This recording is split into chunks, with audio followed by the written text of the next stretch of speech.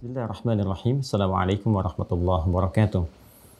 Alhamdulillah kita telah pelajari bagian pertama dari dasar keilmuan yang pokok dalam menguatkan pondasi keimanan kita dan kekuatan bangunan amal soleh kita, yaitu pelajaran tentang akidah, pelajaran tentang penguatan iman, dan pelajaran tentang bagaimana mengarahkan seluruh aktivitas ibadah menuju Allah yang ahad, sehingga ilmunya dikenal dengan ilmu tauhid. Ilmu tauhid, akidah, ilmu tentang iman memiliki satu pokok yang sangat penting, dasar, pondasi yang sangat kuat, yang sangat berpengaruh untuk meyakinkan kekuatan iman kita dalam jiwa tanpa keraguan. Dia memiliki 6 simpul, 6 pokok yang dikenal dengan 6 rukun iman, 6 pokok-pokok keimanan yang menyulam kekuatan akidah. Alhamdulillah dari 6 ini, 5 telah kita pelajari dan telah masuk kita pada bagian yang kelima, uraian yang kedua. Pada bab kelima ini, simpul yang kelima, yaumul akhir, ada 2 subtopik yang telah kita pelajari, baik di pengantar di bab tentang muqaddimah, pengertian tokoh relasi yaumul akhir dengan simpul-simpul sebelumnya. Kemudian kita pelajari juga terkait dengan keadaan-keadaan yang berkelindan dengan yaumul akhir, baik itu keadaan-keadaan yang disifati dengan hal kecil, namun juga menentukan akhir kehidupan, yaitu wafatnya setiap hamba, yang dikenal dengan as-sughra, dan juga yang terkait dengan keadaan-keadaan besar yang disebut dengan al-kubra. Semuanya terkait dengan kondisi yang berkelindan dengan keadaan atau kondisi yaumul akhir, yang ditambahkan tak sebagai sifat karakter atau menunjuk keadaan, dikaitkan dengannya sehingga menjadi akhirah. Di pertemuan yang lalu telah sampai kita pada pembacaan kitab, bahkan penyebutan nama-nama terkait situasi dimaksud, dan sebagian ini masih kita pertahankan untuk memberikan satu pengingat sehingga saya tidak perlu menuliskan kembali dan mengulang bahasan ini. Anda tinggal mereview di video yang lalu sampai dengan di titik pembahasan kita terakhir, sehingga hari ini kita bisa meneruskan bahasan kita untuk menyempurnakan pembahasan yang lalu. Ini urutan yang telah kita bacakan, kita uraikan secara detil tentang rukun iman. Simpulnya telah kita uraikan. Simpul pertama, Allah dan segala yang terkait dengannya.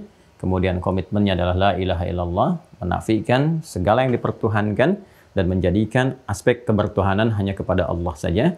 Nafi, isbat. Ingat ya, la-nya nafi artinya harus menafikan, menepikan, ya, meniadakan segala hal yang terkait dengan ketuhanan, jangan menuhankan siapapun. Illa-nya isbat, kecuali, kan? Allah saja. Jadi kalau ada la dan illa, yang ditetapkan yang terakhirnya, yang setelah illa. Ingat ya, kalau ada la dan illa, ya kan? La dan illa yang ditetapkan setelah illanya. Ya, jadi yang ini yang ditetapkan, yang ini dinafikan. La ilaha, enggak ada Tuhan. Semua tidak boleh ada yang dipertuhankan illa, kecuali tetapkan Allah saja, illallah. Kan? Itu syahadat kita, syahadu alla ilaha illallah. Kemudian juga komitmen ibadah, ini sudah saya terangkan. Kalau sudah menyebutkan Allah Tuhan saya, berarti dengan menyebutkan Allah saja, kita sudah berkomitmen untuk menyembahnya. Ya, kalau Anda ditanya, siapa Tuhan Anda? Allah. Nah, dengan menyebutkan Allah saja, maka di situ ada komitmen kita untuk beribadah. Untuk membuktikan komitmen keimanan lewat ibadah. Ingat baik-baik gitu ya. Jadi kalau Anda mengatakan Tuhan saya Allah, berarti Anda sudah berjanji pada diri Anda untuk membuktikan kebertuhanan itu dengan ibadah. Ya, karena itulah saat ibadah pertama kali kita lakukan yang menyambungkan kita dengan Allah itu, ya, sesuatu yang tersambung, ya, yang menyambung, itu akarnya dari kata wasala, sifatnya disebut dengan silah, keadaannya disebut dengan wusul. Wasala yasilu silatan wa wusulan, gitu kan? Nah, ibadah yang melatih kita untuk terhubung, tersambung dengan Allah disebut dengan sholat namanya, dari akar kata yang sama. Ya, bukankah saat sholat pertama kali kita buka adalah kita mewujudkan komitmen kita untuk menyembah. Siapa yang kita sembah? Allah. Apa yang kita ucapkan? Allahu Akbar. Ya kan? Nah, itulah kalimat pertama yang kita ucapkan, Allahu Akbar, menunjukkan komitmen kita untuk mengagungkan, mengesahkan, dengan mengistimewakan dan mengarahkan semua terkait penyembahan hanya kepada Allah. Karena itu bentuknya menggunakan tafdil, keutamaan yang terbesar, superlatif. Ya, di antara semua yang mengaku besar, mengaku agung, yang diagungkan, yang dinilai hebat, yang paling hebat, paling agung, menguasai segalanya, akbar, hanya Allah. Itu puncak pengabdian kita. Nanti saat masuk fikih ibadah, kita akan bahas itu. Kemudian Allah menugaskan para malaikat untuk mensupport tugas kita dalam mewujudkan dua hal ini. memberikan panduan lewat kitab disebut dengan hudan, dan terakhir Al-Quran telah kita tuntaskan, menugaskan para rasul untuk menjelaskan kandungan Al-Quran, ya, yang sebelumnya disebut dengan hudan, nama kitab-kitabnya berbeda-beda. Al-Quran sebagai penyempurna, sebelumnya ada Injil, ada Taurat, dan seterusnya ke atas, ya. Kemudian tugas Rasul terakhir Nabi Muhammad SAW untuk menyempurnakan semua risalah sebelumnya, dikonfirmasi dulu risalah sebelumnya, kan? Kemudian menjelaskan yang selanjutnya sampai kehidupan berakhir. Karena itu mukjizat Nabi Muhammad terkait hudannya pun sifatnya abadi sampai kehidupan berakhir. Yang lainnya selesai karena sudah dikonfirmasi oleh Al-Quran, ya kan? Kemudian sudah selesai masanya sesuai dengan generasinya. Karena itu kita tidak temukan keabadiannya sampai dengan kini. Tidak terjaga karena memang hanya untuk di kondisi umatnya saja, di generasinya saja, di masanya saja. Tidak berkelanjutan, tidak berkesinambungan. Berbeda dengan Al-Quran karena kitab penutup, artinya menutup semua risalah, menutup semua aspek-aspek yang terkait dengan kehidupan sampai dengan kehidupan berakhir. Karena itu, hudannya pun, kitabnya pun dijamin langsung oleh Allah abadi sampai kehidupan berakhir, sampai kembali kepada Allah Subhanahu wa Ta'ala. Yang dimaksud Quran surah ke-15, ayat yang ke-9. Inna nahnu nazzalna dzikra wa inna lahu lahafidhan. Allah langsung yang menjamin untuk menjaga. Karena itu sampai sekarang abadi sifatnya. Tidak ada perubahan, tidak ada aib, tidak ada cacat, semua sempurna, sama persis seperti awal mula diwahyukan kepada Rasulullah SAW. Ini yang membuktikan, ya, kebenaran Nabi Muhammad SAW sebagai Rasul, sekaligus juga penguat tentang kebenaran risalah Islam. Ya, dan ini satu-satunya kitab suci yang terkait dengan aspek keagamaan, dengan keyakinan yang sampai sekarang masih teruji seluruhnya, kemurniannya, otentisitasnya, ya, termasuk juga validitasnya, kebenarannya sampai sekarang. Dan alhamdulillah kita diberikan nikmat oleh Allah Subhanahu wa Ta'ala untuk beriman sampai dengan detik ini dan bisa menikmati mukjizat terbesar yang pernah disampaikan kepada Rasulullah. Tinggal nikmat itu diimplementasikan dalam kehidupan untuk mengkaji melalui tuntunan Rasulullah SAW, segala yang tersandar kepada penjelasan beliau lewat hadisnya dan jejak kehidupan yang kita ikuti dengan sunnahnya. Semua ini kita kerjakan jadi kurikulum kehidupan sampai berakhir kehidupan kita, yang disebutkan dengan istilah yaumul akhir, itu kan hari akhir. Berakhirnya semua aktivitas kita menunjuk kepada waktu, ruangnya, keadaan, totalitas aktivitasnya, dan sebagainya. Imma boleh jadi kita yang meninggalkan duluan kehidupan kita di muka bumi ini dengan sifat dunianya, maka ini disebut dengan as-sughra, kan? Atau memang sudah selesai kehidupan di muka bumi ini, maka buminya pun, keseluruhannya pun selesai dengan sifat panaknya, disebut dengan kubra. Keadaan yang terkait ini semua, tambahkan tak di ujungnya, yang kita kenal dengan istilah al-akhirah. Al-akhirah. Dari sini kita dimintakan oleh Al-Quran untuk mengkaji, mempelajari, kembali ke sini. Ya, kembali juga ke sini. Lihat segala hal yang terkait dengan keterangan ini, karena semua yang disampaikan oleh Al-Quran sifatnya nyata dan terbukti. Baik yang telah berlalu sebelumnya, juga yang dialami pada saat Al-Quran diturunkan, dan berkelanjutan sampai kapanpun kehidupan kemudian berakhir di titiknya dan selesai. Kan? Semuanya terbukti. Ini terbukti, yang dalam proses pun sekarang sampai sekarang terbukti. Maka jika ini sudah terbukti, ini terbukti pun tidak ada celah lain kita untuk menolak bahwa yang akan datang pun kebenarannya pasti sifatnya mutlak. Karena itu Allah menegaskan semua kebenaran yang terkandung dalam Al-Quran disifati dengan satu kata saja, satu diksi saja, disebut dengan Al-Haq. Demikian di Quran surah kedua Al-Baqarah di ayat 147 Allah menegaskan al-haqqu mir rabbika fala takunanna minal mumtarin. Semua kebenaran mutlak itu yang sifatnya pasti semua bersumber dari Rabbmu, kan? Maka segala kebenaran yang bersumber dari Allah, ya, sifatnya mutlak. Ya, karena Allah maha segalanya, maha benar, kan kita katakan sadaqallahul azim. Allah maha benar dengan segala keagungannya, kebesarannya, dan segalanya. Kalau kita mengatakan maha benar, berarti segala yang disampaikan oleh Allah semua isinya benar. Ya, maka Nabi pun senantiasa ya membuka pernyataan beliau dalam khutbahnya, tausiahnya, seringkali beliau kemudian menegaskan dengan sabdanya, fa inna asdaqal hadithi kitabullah. Kan? Fa inna asdaqa, yang paling benar. Kalau ada klaim, pernyataan, dan sebagainya yang kita duga baik, benar, maka yang paling benar di atas semua itu adalah kitabullah. Semua firman-firman Allah Subhanahu wa Ta'ala yang terangkum dalam kitabnya. Dalam hal ini, Al-Quran. Ya, maka ini yang dimaksudkan segala ketersambungannya. Nanti pembuktian tentang kebenaran mutlak ini Allah bentangkan. Baik yang tertuliskan fis sutur atau mahfudun fis sudur, maktubun fis sutur dalam bentuk mushaf, kemudian mahfudun fis sudur dalam bentuk hafalan-hafalan, ya, pada Al-Quran, atau dibentangkan kemudian kalau yang ini ayat qauliyah, ayat-ayat yang nampak pada firman, disampaikan keterangan-keterangan begini, begini, begini. Di langit ada tanda-tanda yang mendekatkan kita dengan Allah, kebesarannya disebut dengan ayat, kan? Kemudian juga ditunjukkan pula ini di daratan, ini di lautan dan sebagainya. Itu ayat qauliyah disampaikan lewat firman Allah. Pembuktiannya nanti ada ayat kauniyah.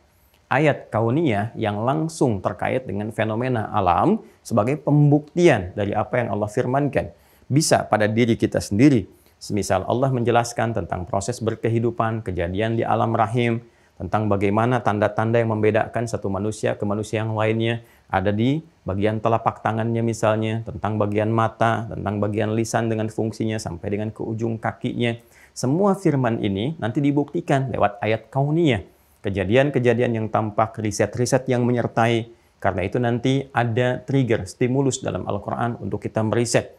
Ya, bahkan segalanya, termasuk yang di langit, di bumi, inna fi khalqis samawati wal ardi ikhtilafil laili wan nahari la ayatil liulil albab.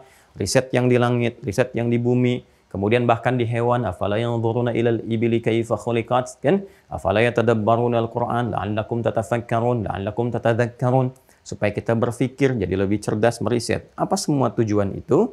Maka disampaikan di Quran surah ke-41, Fussilat, ayat ke-53. Sanurihim ayatina, maka kami akan tampakkan untuk memperjelas ayatina, segala tanda-tanda yang mendekatkan hamba kepada Allah dengan menampilkan segala keagungannya. Ta'zimun nafsi li ta'zimi sya'ni. Kan? Fil afaqi, di semesta ini. Ayat kauniyah. Wa fi anfusihim, sampai di dalam diri mereka sendiri, pada diri kita, di semesta, bahkan diri kita sendiri, ya kan? Sanurihim ayatina fil afaq wa fi anfusihim hatta yatabayyana lahum annahul haq.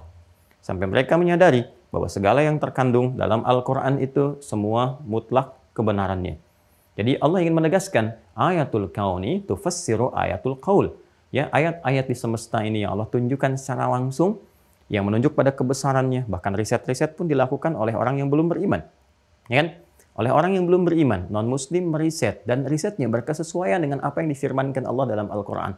Tentang di semesta, tentang kisah sejarah, tentang ditemukannya ini dan itu, tentang Fir'aun diangkat menjadi mumi dan sebagainya. Semua berkesesuaian dengan apa yang difirmankan. Kalau dengan semua itu ditampakkan, belum jelas juga kepada kita, untuk kemudian menuhankan Allah, mendekat kepadanya, maka apakah kita membutuhkan kejadian besar, kiamat kubra, sampai kita menyadari bahwa ini yang sesungguhnya yang harus kemudian kita yakini, kita imani, dan telah berakhir semuanya itu. Jangankan yang kubra, yang sughra pun saat kematian datang, nyawa sudah sampai di kerongkongan, maka jedaknya sudah tidak memungkinkan kita lagi untuk memperbaiki diri. Karena itu, kembali kita ingin mengatakan, mari kita pelajari hal-hal yang disampaikan oleh Al-Quran yang jelas, mutlak kebenarannya, terbukti bahkan dengan riset ilmiah, segala yang difirmankan itu, maka baik yang nyata, yang zahir, ataupun yang batin, yang gaib sifatnya, itu menuntut kita untuk meyakininya. Yang zahir, nyata, bisa diindra, bisa dibuktikan lewat pengetahuan. Adapun yang gaib, bisa dikuatkan keyakinannya dengan keimanan. Maka membaca segala yang gaib, yang belum tampak dalam pandangan, yang harus difungsikan adalah iman kita, bukan akal kita.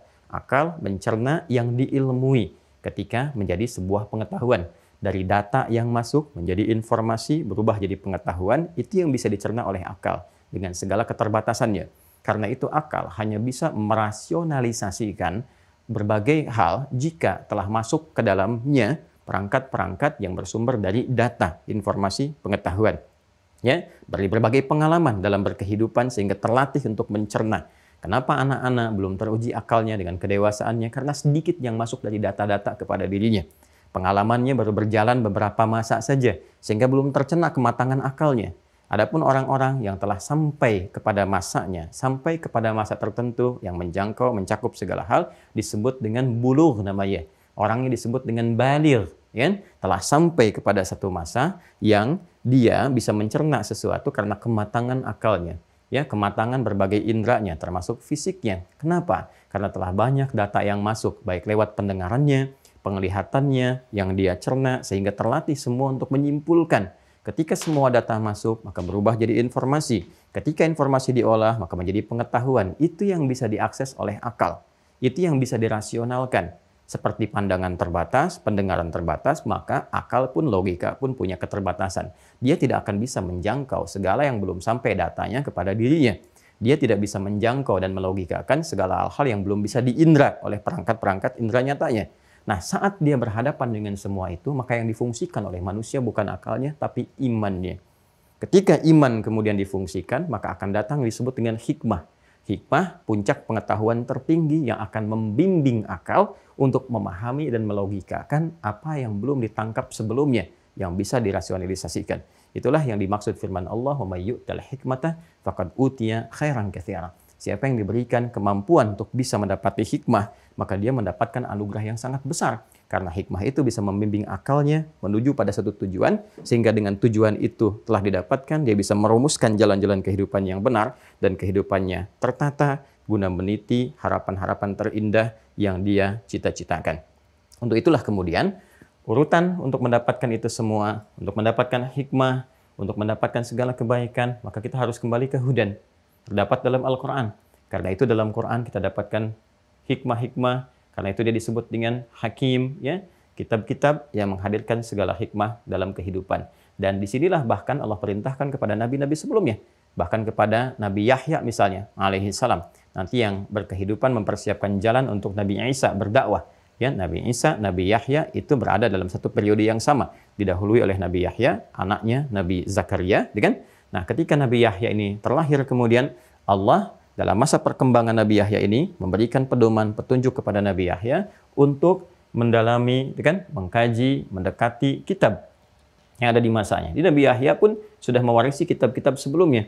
Ya, perjalanan dari Nabi Musa alaihissalam terus, ya, ke Nabi Daud, Nabi Sulaiman terus sampai ke era Nabi Yahya, bahkan sebelum Nabi Isa tiba, ya, alaihissalam jami'an. Dipersiapkan, dibaca Quran surah ke-19 Maryam, kan? Kalau kita dapati dari ayat yang ke-11 sampai dengan ke-15-nya, di antara sekat itu kita akan dapati satu yang sangat indah. Ya, kalau dari ayat pertama sampai teruskan ke ayat 15, periodenya akan menerangkan tentang bagaimana Nabi Zakaria berdoa, khusyuknya sampai lahir Yahya. Ketika Yahya lahir, perhatikan kalimatnya. Ya Yahya, khudhil kitaba biquwwah. Khudhil kitaba biquwwah.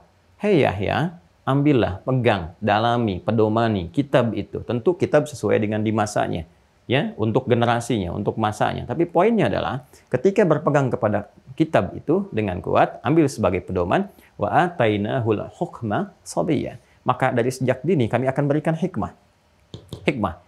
Karena itulah fungsi Nabi pun mengajarkan hikmah, termasuk Nabi Muhammad SAW. Ya, hikmah itu diajarkan. Quran surah ke-2 Al-Baqarah ayat 151. Ya, paling kanan agak sedikit ke bawah. Kalau tadi di kiri atas, ya, di surat Maryam, di mushaf standar. Quran surah kedua kembali ayat 151.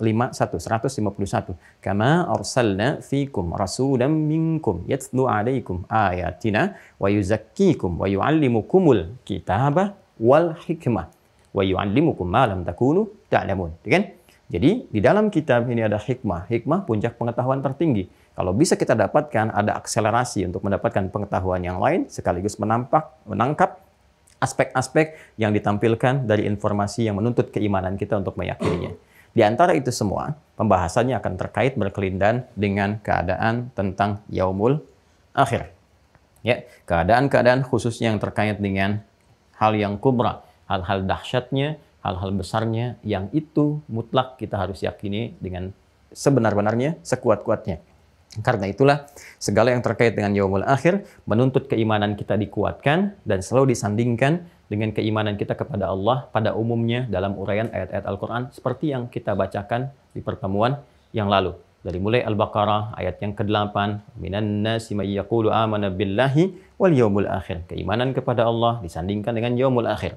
Al-Baqarah ayat 62, itu kan, innal ladzina amanu wal ladzina hadu wan nasara was sabiina, kan, man amana billahi wal yaumil akhir. Keimanan kepada Allah disandingkan dengan yaumul akhir, yaumul akhir, yaumul akhir untuk memberikan kesan kuat kepada kita bahwa mutlak diperlukan motivasi tinggi untuk terus meningkatkan keyakinan, sehingga dengan itu kita punya persiapan untuk merumuskan kegiatan kita menyongsong kejadian-kejadian besar yang akan berlaku pada momen ini. Kejadiannya kemudian dikaitkan dengan sifat karakter ditambah dengan ta, maka disebut dengan akhirah. Karena itu ketika berbicara tentang akhirah, firman Allah langsung memberikan satu diksi yang kuat, merubah kata iman menjadi yakin supaya tidak ambigu dalam pemahaman kita. Al-Baqarah, Quran surah kedua, ayat keempat. Di akhir ayatnya, wabil akhirati hum yuqinun. Dan sifat orang takwa itu, orang yang ingin mendekat kepada Allah, punya rumusan-rumusan kehidupan, terhadap program-program akhiratnya, dia yakin karena itu dia menyiapkan persiapan-persiapan terbaiknya. Nah, ini yang kita simpulkan 3 ini kemarin, yaitu sikap kita, insan beriman, terhadap segala hal yang terkait dengan yaumul akhir. 1, mesti ada keyakinan paripurna. Keyakinan paripurna ini yang menjadikan kita memiliki persiapan dan motivasi kehidupan yang benar. Ingat ya, motivasi kehidupan yang benar. Keimanan itu mesti juga mengarahkan kita kepada kebenaran. Dan kebenaran itu akan menuntun kita untuk menjalani aktivitas dengan terukur. Karena itu kemudian pembahasan tentang iman terhadap yaumul akhir seharusnya menjadikan kita feedbacknya dapat menata kurikulum kehidupan yang jelas. Bahkan dari bangun tidur sampai dengan tidur lagi. Imma persiapan untuk kita wafat, sughra, atau bahkan persiapan untuk yang lebih besar lagi pasca kita wafat, kubra. Apa yang kita siapkan? Harus ada motivasi, turunkan ya, dan tuliskan. Minimalnya seperti yang guru kami ajarkan, dan tersambung tentu sanadnya kepada Rasulullah SAW, ya, ketika Nabi mengingatkan kita untuk senantiasa ingat akan kematian supaya apa? Tertata persiapan kehidupan kita. Punya motivasi, tuliskan aja di meja kerja kita, di tempat yang kita akses. Hei Fulan, hei Adi Hidayat, kamu akan wafat. Bagaimana dengan bekalmu kini? Jangan merasa aman, karena belum tentu juga engkau merasa aman saat dihisab. Tuliskan. Ya? Nah, untuk bisa menghadirkan motivasi ini, maka Allah menampilkan beragam nama yang memberikan penjelasan-penjelasan terkait dengan peristiwa-peristiwa yang akan terjadi di yaumul akhir ini. Nama-nama ini yang telah kita bacakan di pertemuan yang lalu pada umumnya dan telah kita ungkapkan dalil-dalilnya. Sekarang kita coba akan detilkan hal dimaksud, khususnya terkait dengan peristiwa pertama yang berkelindan dengan al-akhirah, dengan pembahasan pada aspek yang kedua, yaitu kubra. Ahwal. Jadi bukan ahwal tapi ahwal. Pakai H besar ya. Ya. Ahwal. Al-ahwalul kubra atau ahwalul kubra. Kalau kita sampaikan al-ahwalul kubra fima yata'allaq bil akhirah. Kan? Alhamdulillah. Sudah? Hal-hal besar, gitu kan? Hal-hal besar. Jadi ada ahwal, ada ahwal. Itu beda. Jadi ada ahwal. Nah, ini hak kecil, ini hak besar. Ya, kalau ahwal, ya hal-hal sudah jadi bahasa Indonesia, jamak dari kata hal. Ya, kejadian-kejadian atau keadaan-keadaan, gitu kan? Itu masih normal, masih umum sifatnya. Kaifa haluka? Bagaimana keadaanmu? Ya, biasa saja gitu kan? Alhamdulillah nabi khair, kan? Alhamdulillah saya baik-baik saja, ya alhamdulillah Allah uji sedikit lah, ya, hal-hal yang insya Allah menguatkan diri saya gitu kan, itu hal. Tapi kalau udah ada hak besar, haul, ya ahwal, ini sudah sesuatu yang menggoncang, ya menggoncang, ada huru-hara di dalamnya, ya kan? Di dalamnya ada perpaduan dari kegelisahan, menyatu antara gelisah dengan takut, gitu kan? Dan sebagainya. Jadi pakai ahwal. Ya, ini penting sekali memahami perbedaan huruf-huruf dalam pengucapan karena akan sangat berpengaruh kepada makna. Hurrah dengan hurrah itu beda. Hurrah itu bebas namanya, bebas, lepas. Hurrah itu kucing liar. Hurratun pakai hak. Kenapa kucing liar disebut dengan hak besarnya? Hurrah karena memang dia lebih lepas, lebih bebas di alamnya, tapi menggunakan hak besar. Ya, hurrah. Kucing kecil yang disebut Hurairah. Makanya kita dapatkan nama Abu Hurairah karena sahabat mulia ini, yaitu Abdurrahman bin Sakhr, sangat menyayangi binatang sebagai implementasi dari ajaran-ajaran Nabi SAW untuk memuliakan makhluk-makhluk Allah. Di situ dia merawat anak kucing kecil disebut dengan Hurairah. dan sangat luar biasa, disuapi, dilindungi, diselimuti, disayang, dimasukkan jubah sehingga dikenal dengan Abu Hurairah. Nah, ahwalul kubra, apa saja hal-hal terkait dengan fenomena-fenomena yang besar yang menghadirkan kegelisahan, ketakutan, kedahsyatan. Ya orang kecil aja orang udah gelisah kok. Ya, hal yang terkait dengan kematian aja kan bagi sementara orang yang tidak siap dia nggak akan tenang. Sikap gelisah itu kan tidak siap itu karena nggak ada bekal kan. Karena itu orang-orang yang tidak siap dengan kematian sebetulnya menyadari dirinya sendiri itu belum cukup bekal. Kalau sudah punya cukup bekal biasa saja gitu. Alhamdulillah kapan saja pulang, kapan saja waktunya pulang ya pulang. Bahkan ada di antara sebagian hamba yang sudah menanti, ya Allah sudah rindu kapan pulang ya. Ya Allah kapan pulang. Ada yang begitu. Ada yang begitu kan. Nah, jadi menunggu ajal dia teruskan aja, terus beribadah dengan kerinduan yang sangat luar biasa. Orang-orang yang tidak siap dengan kematian, ya itu biasanya kurang bekal. Ya, akhirat kan lawannya dunia. Akhirah, lawannya itu dunia. Walal akhiratu khairul laka minal ula, gitu kan? Akhirat lebih baik daripada yang pertama, yaitu dunia. Jadi artinya apa? Kepulangan, kematian, ini kan jadi pintu gerbang untuk memasuki alam akhirat. Yang dimensinya berbeda, bekalnya pun berbeda. Jadi kalau ke akhirat, jadi harus nyari bekal akhirat, bukan bekal dunia. Kan sudah meninggalkan dunia. Masa ke akhirat bawa bekal dunia kan tidak nyambung. Karena dunia ditinggalkan, nggak akan bisa dibawa ke bekal akhirat. Alamnya tidak sama. Ya kan? Karena itu, sederhana memahaminya begini. Orang-orang yang siap dengan kematian untuk pindah ke gerbang akhirat, ya kan? Ke alam yang berbeda, artinya dia memang sudah punya bekal yang siap untuk pulang, cukup bekalnya. Alhamdulillah dia siap untuk pulang. Ya, orang-orang yang tidak siap dengan ini, sederhananya apa? Masih terkait dengan dunia. Jadi pengertian terbaliknya saja. Kalau orang tidak siap dengan kematian, pintu gerbang akhirat, ya untuk pulang ke sini, dan merasa dia kurang cukup bekal, artinya apa? Kehidupannya masih dilekatkan pada dunia ini. Tapi yang paling aneh ironisnya, dia mengerti dunia itu kan fana. Selesai, dan dia akan meninggal. Seharusnya logika ini, logika sekali. Balik lagi deh. Banyak orang yang ingin melogikakan, merasionalitaskan. Tapi pada aspek-aspek yang terkait dengan kehidupannya yang abadi, esensi dan substansi tugasnya saat ada di dunia, dia nggak bisa menjangkau itu. Ada yang salah itu, karena ilmu yang dipakai ilmu dunia terus. Dunia kan nyari materi, nyari kedudukan, nyari jabatan, nyari popularitas, ke situ semua. Mata'ul hayati dunia kan gurur semua tuh.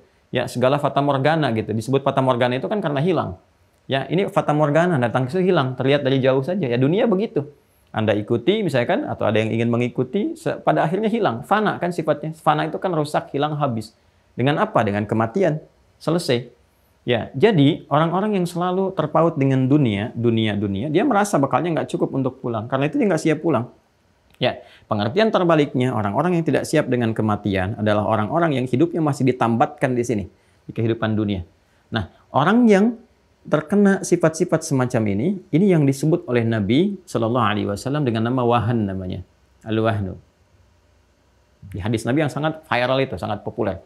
Ya. Atadruna muflis, orang yang bangkrut ya, karena nanti itu tutup antara dosa dengan pahala, kaitan dengan ini. Sedangkan wahn nanti ada satu hadis yang sangat populer ya, ketika Nabi SAW mengonfirmasi kepada para sahabat, maka yushaku an tada'a alaikumul umam kama tada'al akalatu ala qas'atiha. Akan tiba satu masa kan umat Islam itu ya dipermainkan ringan sekali, terombang-ambing ya, terombang-ambing seperti para semut-semut atau binatang-binatang memperebutkan gula-gula gitu. Sangat diperebutkan. Ya, kondisinya sangat lemah dan sebagainya. Qila amin qillatin bina yawma idzin ya Rasulullah, dikatakan kepada Nabi, dikonfirmasi apakah kita jumlahnya sedikit pada saat itu? Ya, kata Nabi sallallahu alaihi wasallam, tidak. Ya, tidak, kalian jumlah bal antum yawma idzin katsir, tapi jumlah kalian banyak. Bima makna wa sadaqa Rasulullah sallallahu alaihi wasallam, bal antum yawma idzin katsir walakinnakum guthaun ka gutha'is sail. Ya, kalian banyak, padahal jumlahnya itu banyak, ya kuantitasnya luar biasa, tapi kalian terombang-ambing. Ya, seperti buih di lautan, diombang-ambingkan ombak, diterpakan ke karang, dikerjain sedikit, ya diam aja, dikuasain macam-macam, paling keluar protes-protes sedikit, diam lagi gitu kan, ya dan sebagainya. Sudah diombang-ambingkan aja. Ya, kemudian tunza'ul mahabbatu min qulubi aduwikum wa yaj'alu fi qulubikumul wahn. Ya. Jadi wibawa, sifat hormat, segan yang tadinya ada, kan, di orang-orang yang kontra terhadap Islam tadinya wah sangat hormat kepada Islam itu, berwibawa, disebutkan Islam saja udah luar biasa gitu kan. Nanti Anda kalau lihat sejarah lah di masa lalu itu bagaimana kebenaran, kebaikan, kemuliaan yang dibawa oleh Islam itu menggentarkan semua hal yang bahkan ya antipati terhadap nilai-nilai keislaman itu gentar kalau udah disebutkan dan sebagainya. Karena orang-orang yang anti dengan kebenaran, begitu kebenaran itu tiba kan takut gitu kan dan sebagainya. Nah, ini sesuatu yang sangat luar biasa. Lalu itu dicabut sehingga dianggap biasa. Orang Islam dianggap biasa. Ya, kemudian ya agamanya banyak dipermainkan dan sebagainya. Karena kenapa? Ternyata di antaranya adalah sebabnya di orang Islam sendiri, beberapa di antara mereka itu terjangkit penyakit wahan. Apa itu wahan? Hubbud dunya wa karahiyatul maut. Ya, tidak siap untuk kembali kepada Allah karena merasa belum punya bekal. Karena kenapa? Tertambat dengan dunia. Ya, bahasa terjemahan paling gampangnya, banyak masa saat orang-orang Islam itu rebutan dunia. Orientasinya hanya untuk rebutan kedudukan, kan? Dibawanya ke arah situ. Untuk materi, ngajar orientasinya materi, kan? Orientasinya cuma cari amplop, cari popularitas, cari jamaah, cari macam-macam, ribut antar sesama, di internalnya ada begitu. Terbukti nggak saat ini? Terbukti hadis Nabi. Kalau terbukti, artinya harus evaluasi diri, kembali menjalin persatuan dan kesatuan, gitu kan? Hadirkan kembali kebersamaan, kekuatan, ngaji lagi yang benar, hadirkan persaudaraan, bangun tempat di mana kita tinggal, makmurkan negerinya, tampilkan akhlaknya, kemuliaannya, baru izzah itu akan muncul, ya kan? Nah, ini sebetulnya langkah antisipatif, bukan untuk dilihat, oh nyata sekarang, lalu menghukumi segala sesuatu, menuduh kanan kiri, tidak. Ini langkah antisipatif supaya kita tidak masuk ke dalamnya, baik secara personal ataupun komunal. Secara personal, jangan ada setiap person dari muslim itu terjebak tambatan dirinya, hati dan cintanya kepada dunia. Sehingga kalau terjebak di sini, dia nggak siap untuk pulang. Ya, silakan cek aja orang yang sudah senang di satu tempat, kemudian berat untuk pindah ke tempat lain, gitu kan? Nah, dan ini persoalannya, ini fana, habis, fata morgana saja. Sehingga ketika ditempatkan ke yang abadi, dia nggak siap, ketakutan dan sebagainya. Ini bagian pertama sebenarnya kita untuk menyiapkan. Nanti ditimbang nih, kalau banyak jeleknya dibandingkan dengan baiknya, termasuk nanti keburukan dunia yang merusak itu, yang menghilangkan pahala amal. Yang tadi saya sebutkan di awal tentang hadis muflis, orang bangkrut, ya dia juga sempat sholat, sempat puasa, tapi habis karena tautan dunia ini. Ya, sibuk dengan celaan, sibuk dengan hujatan, sibuk dengan perkelahian, bahkan ada yang menumpahkan darah. Atadruna al-muflis, ya qalu al-muflisu fina ma la dirham lahu wa la mata'. Kata Rasulullah, al-muflisu min ummati, ya kan? Ya, orang bangkrut dari yang mengaku umatku itu ya'ti yaumal qiyamati bi salatin wa zakatin wa siyamin, datang di hari kiamat pernah salat, pernah puasa, pernah zakat, ya kan? Wa ya'ti qad syatama hadza wa qadhafa hadza wa daraba hadza, ya wa akala hadza wa safaka dama hadza. Tapi sayang, dia juga gemar untuk mencela, gemar berselisih, gemar saling menuduh, gemar kemudian memakan tanpa yang hak, ya korupsi, ada yang mencuri dan sebagainya, wa safaka dama hadza, bahkan ada yang saling menumpahkan darah. Dan membawa nilai-nilai agama di dalamnya, dilekatkan. Nyata kan sekarang? Ya kan? Di antara peristiwa itu, nanti akan ditimbang tuh, hadza min hasanati wa hadza min hasanati. Ini kebaikannya, dia sholat saat di dunia kelihatan. Tapi karena tertambat dengan dunia, karena mencari dunia, bersaing dengan materi, ya di sini saling menuduh, saling menyingkirkan, menyungkurkan, hanya untuk jabatan, kedudukan, harta benda, dan sebagainya. Maka ini mereduksi pahala-pahala kebaikan. Maka sholatnya nanti akan menutupi misalnya tuduhannya. Puasanya akan menutupi hoaxnya. Gitu kan? Hajinya akan menutupi sifat zalimnya. Ketika habis fa'in faniyat hasanatuhu, habis semua bekal baik, tersisa keburukan aspek dunia ini. Ya, maka dia harus dibersihkan dulu yang ini nih, faturiha finnar. Maka dilemparkan ke dalam neraka, maka ini yang disebut dengan bangkrut. Habis asetnya, ya dari pahalanya, nggak tersisa amal baiknya. Ini yang kita khawatirkan saat terjadi yang kubra. Nah, apa tanda ahwal yang pertama pada yang kubra ini? Saat semua kejadian itu berlangsung, ditimbang, dilihat, ya semua yang mati dihidupkan lagi, yang kemarin telah kita sampaikan disebut dengan ba'ats. Nah, maka ini diawali dengan apa yang disebut nama pertama, yaitu qiyamah. Nah, kita akan membahas bagaimana saat dibangkitkan kembali, diawali dengan kejadian apa lagi, ya yaumul ba'ats telah kita sampaikan kemarin, yang ini. Ya, saat ini semua telah meninggal, tadi habis, kan fana, habis kan di halaman 260 itu, kemarin telah kita bahas mafhumu yaumil akhir, gitu kan? Pembahasan tentang pengantar yaumul akhir. Yang pertamanya kan disebutkan bahwa apa yang kita tinggali ini semuanya fana, akan rusak, akan hancur, kita meninggal dunia, gitu kan? Kemudian setelah habis semua dibangkitkan kembali, kebangkitan disebut dengan ba'ats. Nah, tentang fananya itu, coba cek di halaman 260 yang kemarin kita bacakan. Ini masih ada. Ya. Yang sebelah kanan ini, tolong di-download ya, karena kita sudah scan, sudah tampilkan. Ada. Yabda'u yaumul akhir, ya, bifana'i alamina hadza. Ada ininya, bacaannya, yang bawah di sebelah kanan. Yabda'u yaumul akhir, ya, kita baca, yabda'u, betul. Yabda'u yaumul akhiru bifana'i alamina hadza. Oke? Nanti saya urutkan dari keterangan ini, saya urutkan dengan ayat-ayat yang ada di Al-Quran. Karena ini sudah terurut. Ini Masya Allah ini ya, jenius. Syekh Said Sabiq ini jenius sekali. Memberikan satu gambaran pengantar, highlight-nya. Itu berdasarkan urutan ayat Quran. Ini menunjukkan beliau paham Al-Quran. Jadi disampaikan urutannya, nanti nama-namanya diurutkan. Ya. Yabda'ul yaumul akhiru, dimulai yaumul akhir ini, keadaannya, kan, atau huru-hara, kegelisahan, macam-macam kehancurannya itu, kan, bifana'i alamina hadza, dengan hancurnya, habisnya alam yang kita tinggali ini. Dan segala fenomena yang terkait dengan kehancuran, kedahsyatan, terjadinya, bangkitnya, hidupnya, segala hal itu kan yang tidak beraturan terjadi pada saat itu, yang diatur sedemikian rupa gitu kan dengan ketetapan Allah, dan kita melihatnya segala hal gitu kan, ya gambaran ya yang tercitra, karena kita insya Allah nggak mengalami itu gitu. Kita insya Allah orang beriman tidak mengalami itu, karena ini hal-hal terbesar yang akan dialami oleh orang-orang yang keingkarannya sangat luar biasa, sehingga seketika dihancurkan dengan hancurnya alam. Nah, itu disebut dengan qiyamah namanya. Ya, qiyamah. Seperti ini. Akar utamanya. Ya, kalau kita menggali ke verb, ya, nah ini terkait berkelindan dari turunan kata qama, ya kan? Kemudian juga nanti ada aqama. Ya. Kalau qama yaqumu, aqama yuqimu, ya kan? Dari sini nanti aqama ada yuqimu, ini yuqimu. Nanti saya terangkan itu teman-teman, ada korelasinya ya. Kita mulai dengan pendekatan linguistik untuk mengetahui, nanti kita turunkan ke dalil. Ini yaqumu. Jelas ya? Di sini nanti ada iqamah. Ini ada qamah. Ya kan? Sudah? Turunan-turunan ini nanti melahirkan qawam, takwim, jadi qawwama yuqawwimu, takwim, turunan-turunannya. Itu kan? Ini nanti menurunkan yuqimun, muqimun, dan ini ada iqamah, muqimun. Itu kan? Dan seterusnya. Perhatikan, ini tasrif yang saya lompati untuk memudahkan. Ini aqama yuqimu iqamatan. Ya, nanti ada muqimun. Terus fahuwa maqamun, itu kan? Muqamun, dan maqamun uqima yuqamu. Ya. Lihat sini baik-baik ya. Pelan-pelan teman-teman sekalian. Kata qiyamah asalnya ya, asal kata yang paling dasarnya dari kata qama.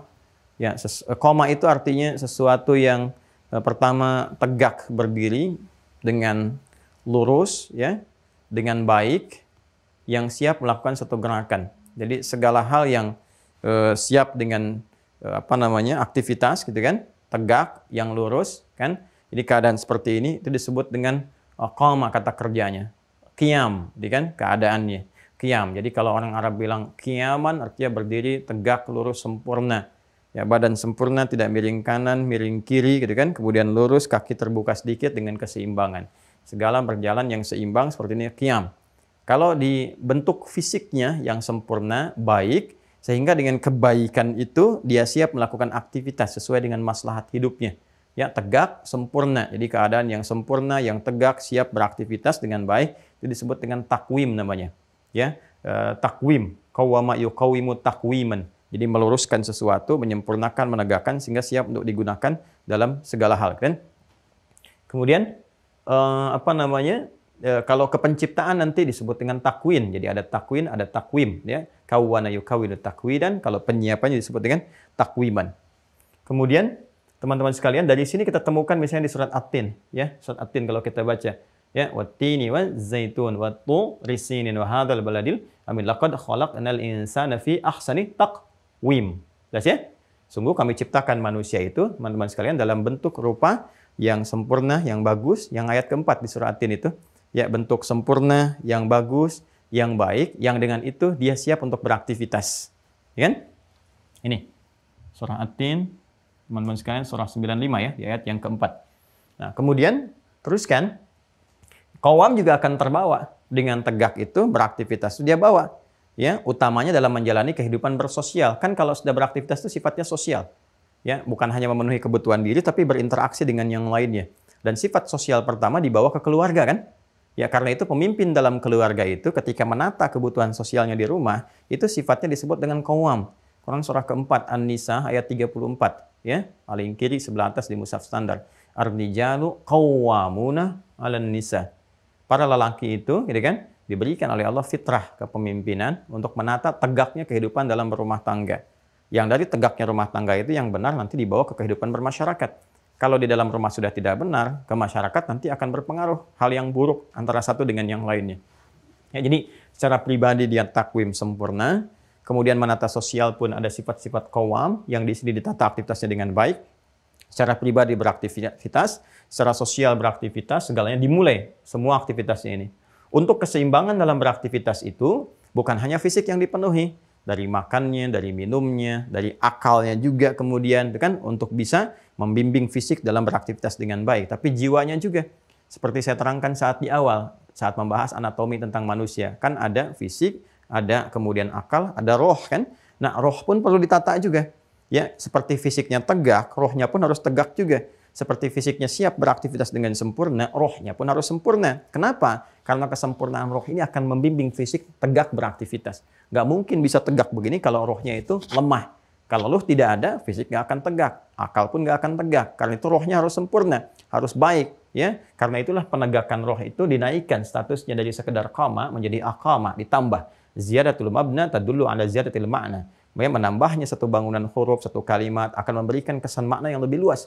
Karena itu ketika Allah kemudian mensupport kebutuhan roh untuk menegakkannya, maka kalimatnya dirubah dari sekedar qama menjadi aqama untuk memberikan kesan bahwa roh punya fungsi yang lebih kuat dibandingkan dengan fisik. Roh akan memengaruhi keadaan fisik, roh yang menggerakkan fisik.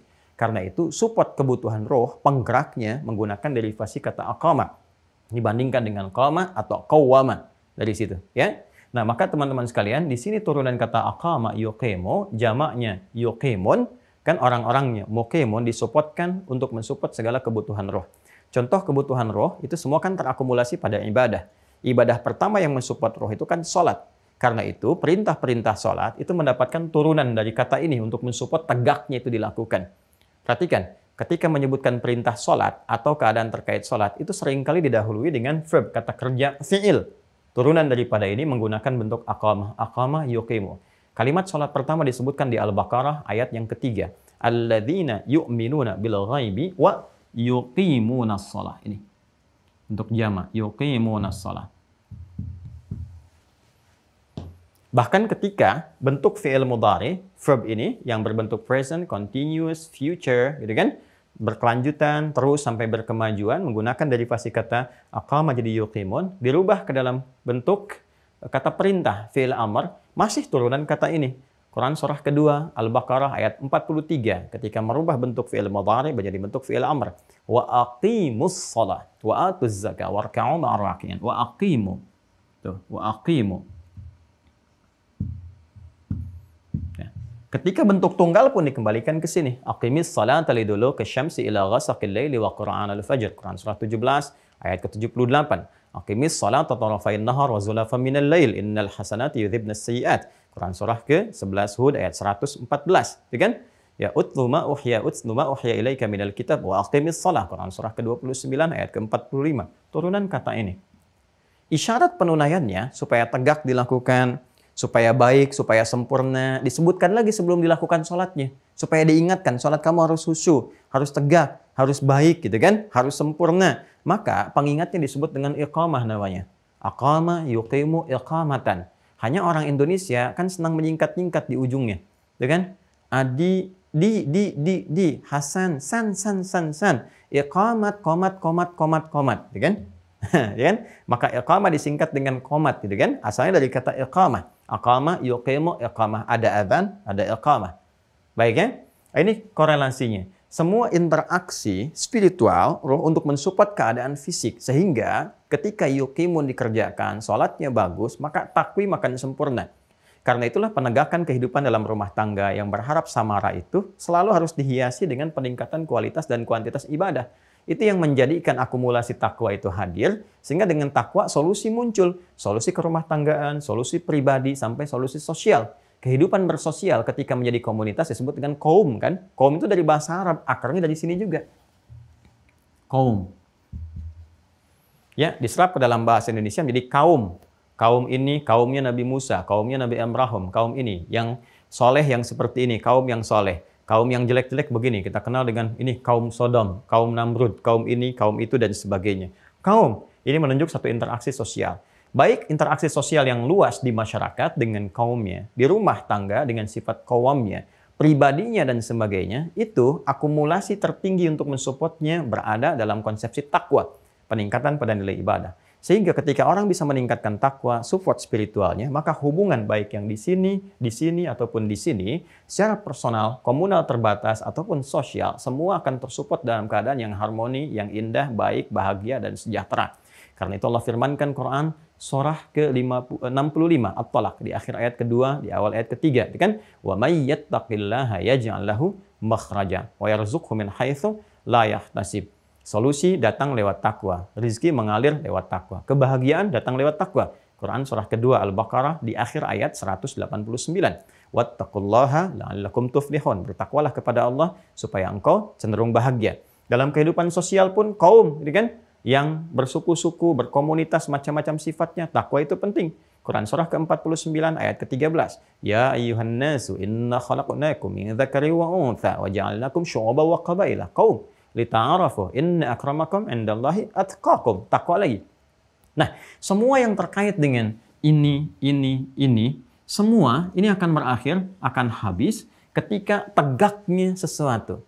Tegaknya satu perintah, muncul satu perintah, tapi perintahnya unik. Perintahnya mengakhiri semua ini.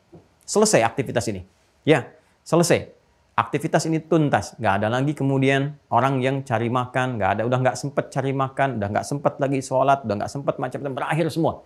Ya, semua berakhir. Rumah tangga kehidupan berakhir, secara sosial juga habis semua, kan ini juga habis, ini habis, semua selesai. Itu menunjuk kepada hal yang kubra, pengantar kepada kiamat, disebut dengan ahwal. Kenapa ahwal? Huru-hara, gelisah, takut, macam-macam. Karena semua aktivitas normal yang terjadi seperti ini sudah selesai dengan bangkitnya sesuatu, tegaknya satu hukum Allah yang telah ditetapkan. Dia akan muncul tegak membawa sifat-sifat tertentu. Saya telah katakan kepada Anda, semua terkait dengan keadaan, sifat, karakter, kejadian, macam-macam, tambah tak di ujungnya. Maka semua katanya dikorelasikan dengan ini untuk menunjukkan bahwa semua kejadian yang kita alami, aktivitas kita habis semua. Semua selesai tata kehidupan sosial karena tempat-tempatnya ikut hancur juga. Kegiatan kita ibadah selesai, secara pribadi juga selesai. Terjadi apa? Apa yang disebut dengan qiyamah. Kan? Jadi kata qiyamah bukan hanya menunjukkan sebuah peristiwa, sifat-sifat keadaan yang menunjukkan tegaknya hukum Allah. Perintah Allah yang terjadi pada saat itu yang mengantarkan pada gerbang pembuka kehidupan akhirat. Tapi ingin memberikan kesan bahwa ketika ini tegak, ini muncul, ini terjadi, semua aktivitas turunan dari kata ini, yang berasal dari kata kerja, koma, sampai ke akoma dan turunannya, semua berakhir. Karena qiyamah sudah muncul. Ini akhir segalanya, yang mengakhiri semua aktivitas dari turunan kata-kata ini. Jadi ketika disebutkan kiamat, penting kita kembalikan ke kata asalnya untuk menunjukkan saat kiamat ini muncul, terjadi dengan ketetapan Allah, tegak dia, nyata dia, maka semua turunan dari peristiwa-peristiwa dan derivasi katanya akan habis semua. Paham? Ya, mohon fokus ya, karena boleh jadi kita nggak temukan pembahasan ini. Karena kita harus ambil dari berbagai referensi, begini, kaitkan, lihatkan, dan lihat turunan di dalil-dalil dan sebagainya. Ya. Nanti kita akan paham setelah uraian ini bisa sempurna disampaikan. Jelas ya? Nah, jadi kita harus mengerti bahwa semua aktivitas kita turunan dari satu kata, derivasi yang sama. Dan diakhirinya pun dengan mengambil derivasi kata ini juga. Nah, apa yang terjadi pada saat ini? Mari kita lihat keterangan-keterangan Al-Qur'annya. Ketika disebut dengan qiyamah, apa yang terjadi? Maka Allah turunkan langsung satu surah. Dengan namanya langsung, surah ke-75. Quran surah 75. Ya kan? Ayat pertamanya nanti menunjuk sumpah Allah ya tentang kejadian ini yang nyata sifatnya. Kemudian keadaan dahsyatnya yang tadi saya katakan menghancurkan tatanan aktivitas sosial secara komunal, secara personal dan sebagainya. Kita nanti turunkan dari masuk ke ayat 5-nya kan sampai dengan nanti masuk ke 11-nya. Ya kan? Sudah? Sudah ya? Baik, kita mulai surah ke-75, surah Al-Qiyamah dengan namanya.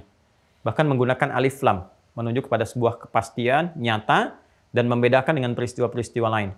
Jadi ini bukan seperti letusan gunung ya yang pernah terjadi musibah dan kita juga bermohon kepada Allah perlindungan ya, saling empati dalam setiap peristiwa. Ada banjir gitu kan, ada gempa, ada macam-macam.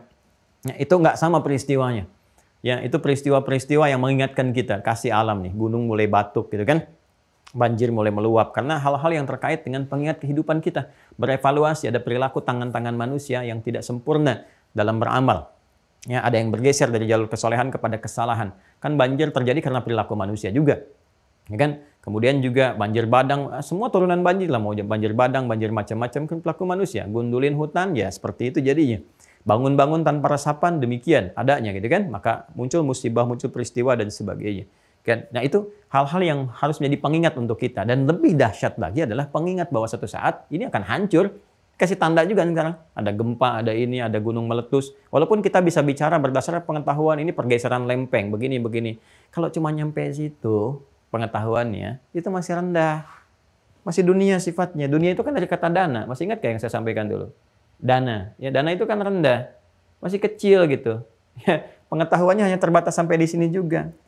Naikkan dong level pengetahuannya. Sampai ke sini. Karena kalau masih dunia, masih di sini nih. Ya, naikkan gelarnya. Naikkan gelarnya dari sekedar S. Ya, S1, S2, S3. Ya, naikkan gelarnya. Ya, naikkan ke T misalnya kan. OPQR ST gitu kan. Sampai U gitu kan. T tentang akhirat. U usahakan cari bekal ke akhirat. Ya, dan sebagainya lah gitu kan. Jadi naikkan level pengetahuannya. Jangan cuma di sini. Ya makanya kalau cuma, mohon maaf, terkait dengan dunia, alhamdulillah Allah berikan kemampuan, keilmuan, bikin ini, bikin itu, tapi tetap semuanya akan hancur, habis, pulang ke sini. Jadi kalau orang-orang yang cerdas, dia akan menambah level pengetahuannya dari dunia pun ke akhirat. Supaya tercipta dunia baik, akhirat baik. Itu yang dikatakan Rabbana atina fid dunya hasanah, wa fil akhirati hasanah, wa qina adzabannar. Itu ada keseimbangan. Kalau cuma di sini, nanti akhiratnya nggak kepake. Silakan mau jadi apapun. Mau jadi profesor, profesor dunia misalnya. Ya dokter dunia, magister dunia, insinyur dunia, silahkan. Dunia habis selesai karena insinyur dunia, profesornya dunia. Naikin levelnya, tambahin ke sini. Ya supaya punya penyiapan ke depan. Seperti apa jalannya? Ayo pakai itu pesawat untuk menghindari kiamat. Nggak akan bisa. Hancur juga. Oh, alamnya hancur, pesawat ikut hancur. Pakai itu kereta cepat untuk meninggalkan kematian. Anda mau secepat apapun nggak akan bisa mengatasi masalah kematian juga. Tetap masinisnya meninggal, hancur juga isi keretanya semua, gitu kan? Nah, jadi nggak akan bisa, naikin levelnya dikit, upgrade diri kita. Ya, ini kita bicara tentang persoalan yang tinggi, langit tinggi, akhirat tinggi, dunia rendah di bawah. Ya, jadi ini yang harus teman-teman pahami baik-baik gitu kan. Makanya kalau ada terkait dengan tata kelola dunia, di umaroan, gitu kan, pemerintahan dan sebagainya, nah ini juga tidak bisa mengalahkan aspek-aspek keakhiratan, keulamaan dan sebagainya. Ini poin, ini naikkan level kita, ada keseimbangan di dalamnya. Nih, saya teruskan ke sini ya. Kemudian la uqsimu biyaumil qiyamah, gitu kan? Nah, karena ada alif lam, ini menunjuk pada sesuatu yang khusus, nggak sama dengan gempa yang dirasakan sekarang. Orang bisa mengatakan dengan hukum dunia lempeng tektoniknya ini bergeser, terjadi begini, terjadi begitu, ini diamati sampai dicatat tuh. Wah, ini nih. Kelihatan dari seismografnya begini. Ya guys, apa namanya gelombang-gelombangnya seperti ini. Terus gunung-gunung diamati juga. Wah, ini pergerakannya nih. Dari dalam nih seperti ini, gejolak-gejolaknya terlihat, diprediksikan begini-begini. Pandai untuk urusan dunia. Bagus untuk tata kelola kehidupan, kita bisa antisipasi dan sebagainya. Akhiratnya gimana? Ayo coba. Itu kan baru nyentuh akal sama fisik. Akal tersentuh, fisik mengondisikan. Ayo mengungsi, ayo berlari, macam-macam. Sekarang rohnya kena nggak? Ada banyak fenomena yang tidak harus dibaca dengan akal saja, dengan fisik saja. Rohnya juga ikut baca dong. Ya, supaya sempurna pembacaannya. Ini apa yang Allah inginkan lewat sini? Hikmahnya apa? Kita dikasih tahu. Satu kali ada yang lebih dahsyat daripada ini. Yang nggak sama dengan yang ini. Sesuatu yang spesial, yang khusus pakai alif lam, ma'rifah. Untuk menunjukkan bahwa itu berbeda, alif lam. Ya, artikel the kalau dalam bahasa Inggris itu kan. Ya, ini sudah al-qiyamah. Jadi ini berbeda, dahsyat. Dan fungsi alif lamnya bukan hanya menunjuk pada ta'rif pengkhususan peristiwa ini, tapi juga syumuliyah istighraq. Saat ini terjadi semua tanpa kecuali hancur. Habis gitu kan. Maka kalau ada ya musibah-musibah, selain kita berduka, saling membantu, saling menolong dalam kebaikan, kita ingat juga, ya Allah, istighfar, istighfar, istighfar. Ya, erupsi kemarin kan di Semeru, Allah tunjukkan ada banjir, ada apa. Kita satu sisi kita hidupkan ta'awanul birri wat taqwa, saling menolong, datang, gitu kan? Kita berikan yang terbaik untuk saudara-saudari kita dimanapun berkehidupan, gitu kan? Tampilkan, niatkan sebagai ibadah, layani yang terbaik, buat poskonya, evakuasinya, bekerja sama dengan semua. Tapi roh kita membaca istighfar. Astagfirullah ya Allah, astagfirullah. Gitu kan? Bagaimana kalau satu saat kejadian saya mengalami terlibat di dalam keadaan gempa itu, meletus gunung itu, banjir itu, tsunami itu, istighfar, istighfar, istighfar. Dan dahsyatnya ketika muncul semua kejadian kiamat. Ya. Tapi yang namanya manusia, Allah sudah bersumpah, la uqsimu bi yaumil qiyamah. Maka disebutkan yaumnya. La uqsimu bi yaumil qiyamah. Nah, ini dia. Ya. Jadi kan baik-baik. Ini menarik nih. Biasanya ada ragam banyak ayat di dalam Al-Quran ketika sumpah itu menggunakan huruf waw, namanya wawul qasam. Ya, kalau dengan waktu kan seringkali menggunakan waw. Wadduha, Allah bersumpah demi waktu duha, ya kan? Wal-laili idza saja, demi malam apabila telah gelap gulita. Bahkan nanti ada surat Al-Lail juga, wal-laili idza yaghsha, gitu kan? Wan-nahari idza tajalla. Itu kan bersumpah demi malam, demi siang. Kemudian apalagi wal fajr, walayalin ashr, demi waktu fajar dan sebagainya, wal asr, gitu kan? Demi waktu yang diberikan kepada kita untuk beraktivitas, itu pakai waw, qasam, qasam, qasam. Ini qasamnya langsung disebutkan langsung, bukan dengan huruf tapi dengan namanya langsung. Ya, ini. Uqsimu. Jadi aqsama yuqsimu, ya kan? Aqsama yuqsimu, aqsama yuqsimu. Ini aqsama yuqsimu. Nah, ya. Aqsama, aqsamtu, aqsamta, aqsamti, aqsamna. Aku bersumpah. Kalau menunjuk pada satu kejadian yang ingin disampaikan bahwa ini akan terjadi. Bersumpah ini akan terjadi. Aku bersumpah demi sesuatu yang akan datang. Maka bentuk ke mudhari. Ya, mudhari itu kan sesuatu yang akan berlangsung. Sedang, berkelanjutan, akan berlangsung. Satu di antara tiga makna ini. Atau ingin menunjuk secara langsung, kamu yang sedang hidup sekarang. Atau berkelanjutan hidup, nanti akan tiba saatnya. Aku bersumpah. Maka gunakan bentuk fi'il mudhari. Ya, dari aqsama, jadi yuqsimu. Kalau menunjuk kepada bentuk personal, maka langsung menggunakan uqsim. Ya, Allah langsung yang mengatakan. Ya, dengan segala keagungannya bersumpah langsung menggunakan katanya. Uqsimu, aku bersumpah bahwa akan tiba. Ya, kalau kita ingin dengan bahasa tafsir yang lebih luas, hei kamu yang hidup sekarang. Kita nih. Karena Al-Quran sifatnya abadi, berkelanjutan, terjaga, melintasi setiap zaman, maka fungsi ini pun akan mengkhitab, memberikan kesan kepada siapapun yang melintasi zaman sesuai dengan eranya. Ketika ayat ini turun disampaikan kepada era manusia di era Nabi Muhammad SAW. Hei kamu yang hidup sekarang. Dan yang terus berkelanjutan sampai kapanpun. Bagi kita yang sekarang disampaikan. Hei kamu nih yang sekarang hidup ya. Yang sudah meninggalkan sudah selesai. Kamu yang sekarang hidup atau generasi kamu setelahnya. Sampai kapanpun. Uqsim. Aku bersumpah kata Allah. Akan tiba. Akan tiba. Ya, tapi sebelum kata ini muncul diawali dengan la. La. La uqsimu biyaumil qiyamah. Kenapa la ini muncul? Bukan hanya menunjuk satu kesatuan untuk sumpah begini. Bukan hanya menunjuk pada satu kesatuan. Tapi ini punya fungsi untuk menafikan segala tindakan-tindakan yang kontraproduktif dengan lahirnya kiamat ini. Kenapa? Karena ada di antara hamba-hamba yang menyaksikan, meragukan, mengolok-olok dan sebagainya. Sampai mempertanyakan kapan kiamatnya tiba. Itu kan? Kapan begini, kapan begitu. Gitu kan? Nanti ini kaitan dengan ayat kelima.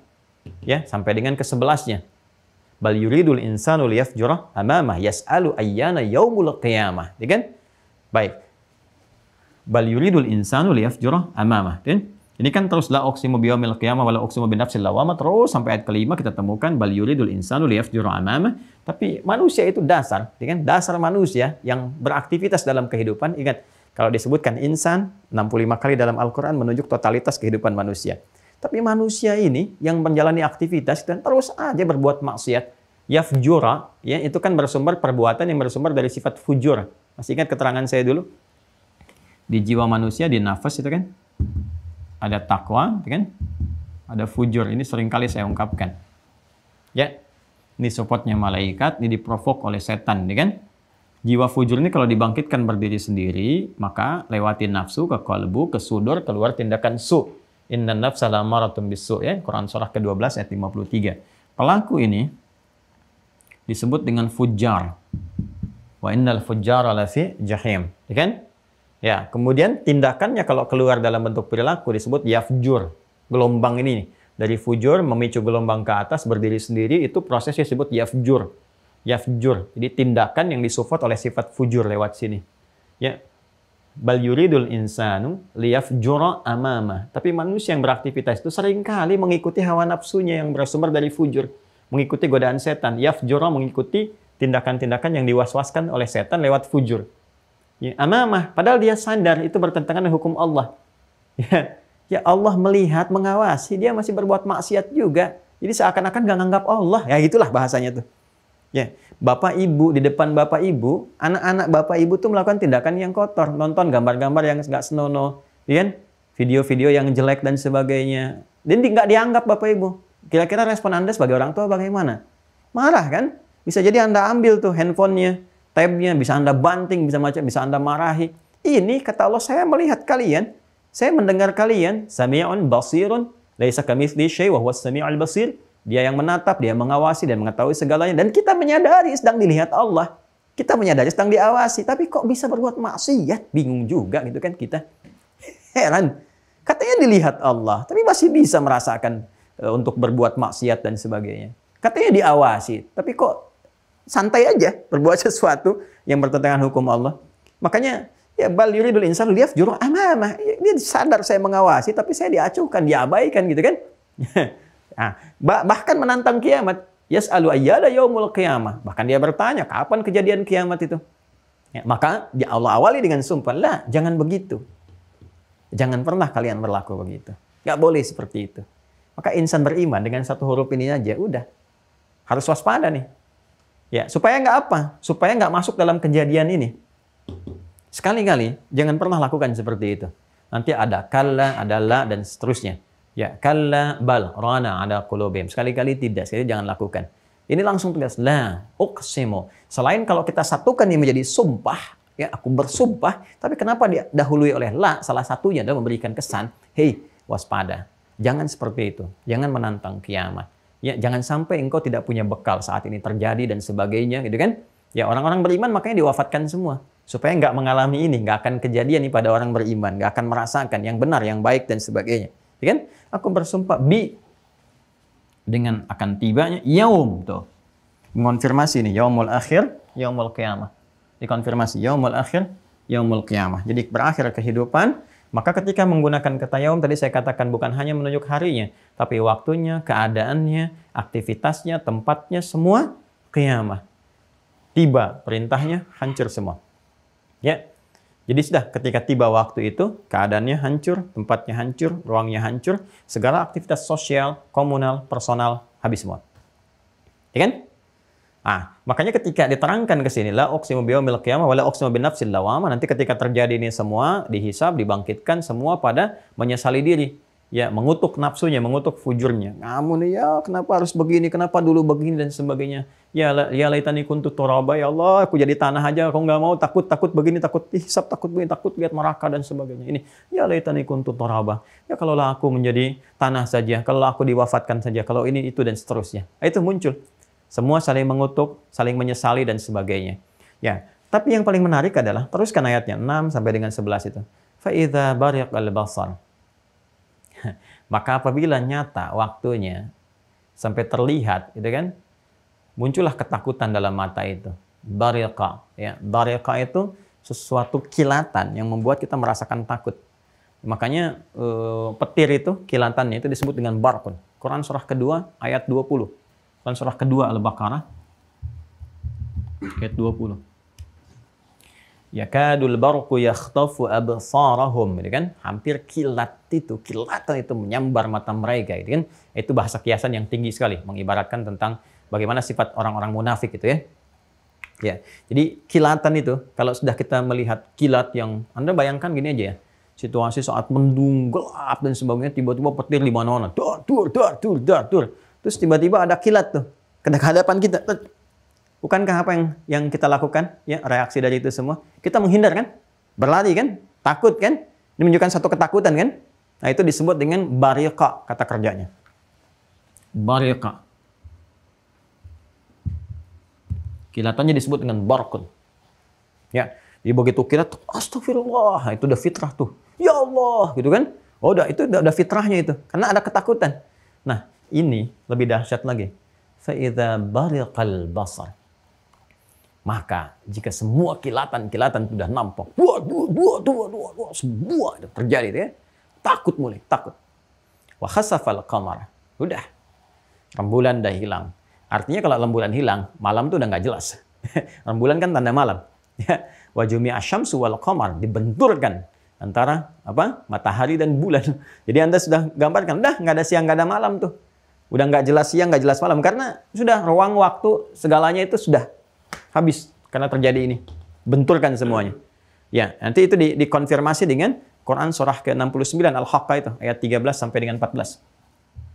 Quran surah 69 ayat 13 sampai dengan 14.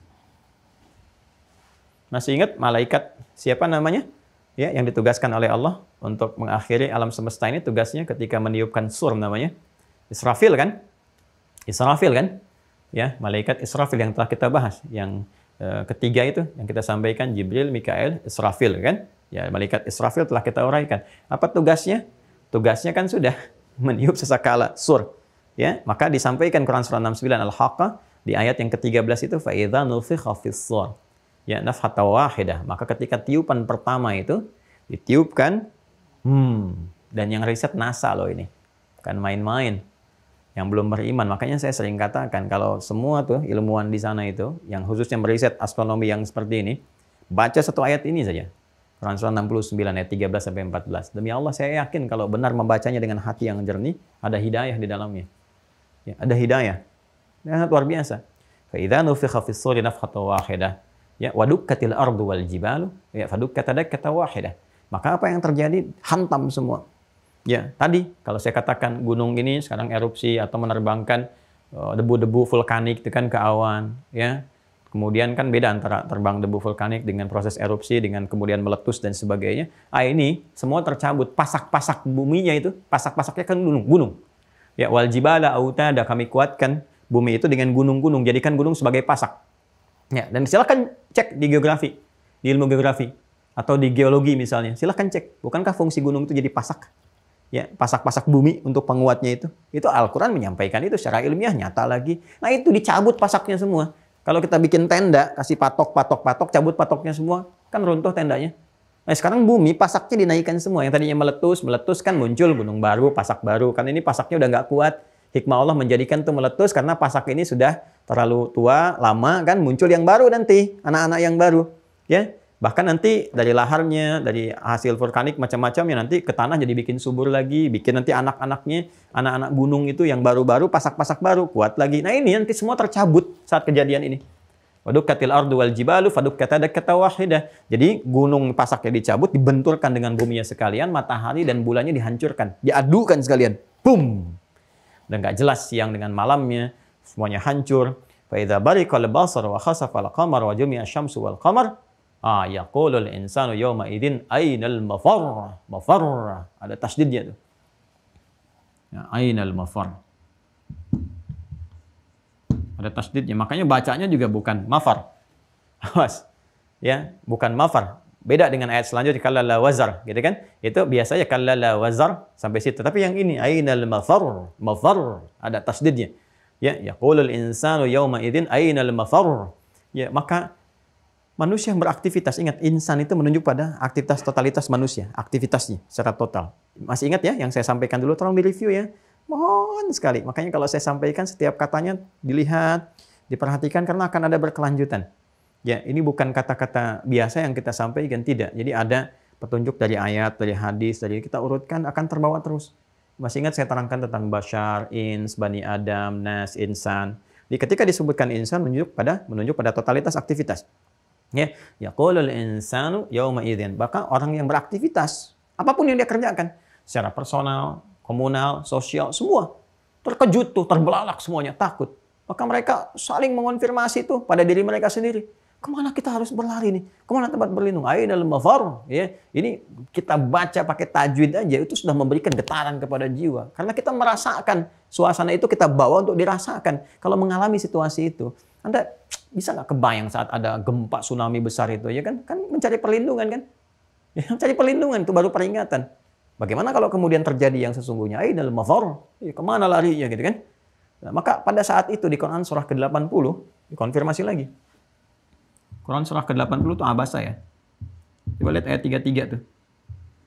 Ya, dan seterusnya. Ya, mengonfirmasi di tiupnya surah, mengonfirmasi yang Quran surah 69 ayat 13 sampai 14, ya, di Quran surah 80 Abasa ayat dari ayat 33. Fa idza ja'atis shakhah. Kan? Maka jika tiupan pertama telah berlangsung itu. Boom, ditiup, boom, habis semua. Ya? Ada? Fa'idha ja'atis sakhah. Ini kan semua kan bertanya. Ainal mafar? Mafar itu asalnya dari farra yafirru. Farra yafirru. Farra itu berlari terbirit-birit. Ya, karena takutnya dengan sesuatu. Ya. Sifat keadaannya disebut dengan firar. Tempatnya, mencari tempat yang disebut dengan mafar namanya. Ya kan? Farra ya firar itu berlari dari sesuatu karena takut. Ya, makanya menghindari peperangan karena takut, desersi kalau dalam bahasa militer itu termasuk dosa besar. Dalam jihad misalnya tinggalkan karena takut. Ya, jadi desersi, meninggalkan instruksi dari komandan dan sebagainya, itu disebut al-firaru minaz zahfi. Ya, menghindar karena takut dari satu medan, ya, perjuangan dan sebagainya, itu firar minaz zahfi. Nah, ini ketakutan mencari tempat berlindung sampai bertanya ainal mafar, ya. Sampai dilukiskan suasananya fa'idza ja'atis shakhah, ketika tiupan pertama itu berlangsung, boom, semua hancur. Yauma yafirrul mar'u min akhi. Farra yafir. Pada saat itu setiap orang, setiap diri bahkan udah nggak kenal saudaranya lagi, takut dia lari. Ya, saya ilustrasikan lah kalau ada terjadi banjir besar kayak tsunami aja, kayak gempa, kayak macam-macam, itu kan udah nggak inget kanan kiri. Ya, lari tuh. Lari. Ya kan? Ada sebagian jiwa yang masih ada empati, mengenal gitu kan, masih merasakan, udah ada yang memeluk Allah, kita doakan kan. Yang kemarin kita lihat bagaimana seorang anak memeluk ibunya, melindungi, ya Allah, semoga Allah rahmati keduanya kan, Allah muliakan, Allah balas dengan kemuliaan-kemuliaan, kebaikan-kebaikan sepanjang dia beriman ya dan berkemuliaan. Kemudian ada ibu yang nutupin anaknya, si ibunya kena debu vulkanik dan sebagainya, semoga Allah muliakan, ibu dimaksud kan, berikan kekuatan, ketabahan, kenyamanan, anaknya disehatkan, dan semua saudara-saudari kita baik di Semeru, di Lumajang, dengan yang lain semoga dilindungi. Ya, tetangga-tetangga kita semua juga diberikan empati yang baik, saling tolong-menolong, menghadirkan harmoni dalam kehidupan berbangsa, bernegara, jadi orang-orang baik, terjauh dari perselisihan, ya, situasi-situasi yang menghadirkan kegelisahan, kekacauan, pertentangan. Semoga semua disadarkan, merajut kembali tali kebaikan-kebaikan ya. Ini balik. Tapi yang ini nggak akan ada kejadian seperti itu lagi. Ya, yang ini sudah selesai. Yauma yafirrul mar'u min akhi wa ummihi wa abi, ya, wa sahibatihi wa bani. Itu karena dahsyatnya hancur semua. Udah saling nggak kenal, lari sana sini, udah ini.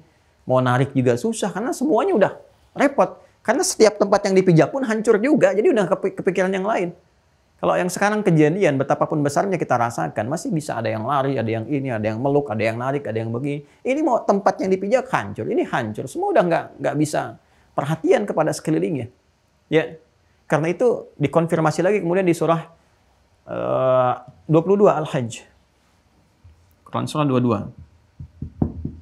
Ayat kelima. Ayat 1 sampai 2. Ya, kita baca 1 sampai 2 dulu. Kalau ayat 5 proses kelahiran. Quran surah 22 Al-Hajj ayat 1 sampai 2. Saat benar-benar tiba waktunya, ini dahsyatnya Quran. Kalau sudah menunjuk kepada waktunya, kali ini kan kejadiannya nih. Kalau waktu kejadiannya tiba, sudah waktu, maka berubah namanya di sa'ah namanya. Sa'ah. Makanya sa'ah digunakan sekarang sebagai diksi yang menunjuk kepada perjalanan waktu. Bahasa Arab sekarang sa'ah terjemahkan dengan jam. Karena jam itu ada menitnya, detiknya, nah, waktu spesifik. Maka kalau tiba waktu spesifiknya ini terjadi, udah kacau semua yang dirasakan pada saat itu orang-orang yang mengalaminya. Kita berharap tidak, ya. Ya ayuhan nasu taqu rabbakum inna zalzalatas saati syai'un azim. Ya ayuhan nas, semua manusia yang berkehidupan, ittaqu rabbakum. Kamu harus merasa takut. Ya, tingkatkan takwamu. Harus takut kamu dan ketentuan Allah kalau sudah tiba waktunya. Ya kan? Jadi disebutkan dengan takwa dulu. Kenapa? Karena takwa itu nanti akan menjadi perisai dari semua kegelisahan. Dunia obatnya takwa, kegelisahan obatnya takwa, kesulitan rezeki obatnya takwa. Ini kiamat juga perisainya takwa. Karena itu kalimatnya mengatakan ittaqu, tingkatkan takwa kepada Rabbmu. Tingkatkan takwamu kepada Rabbmu.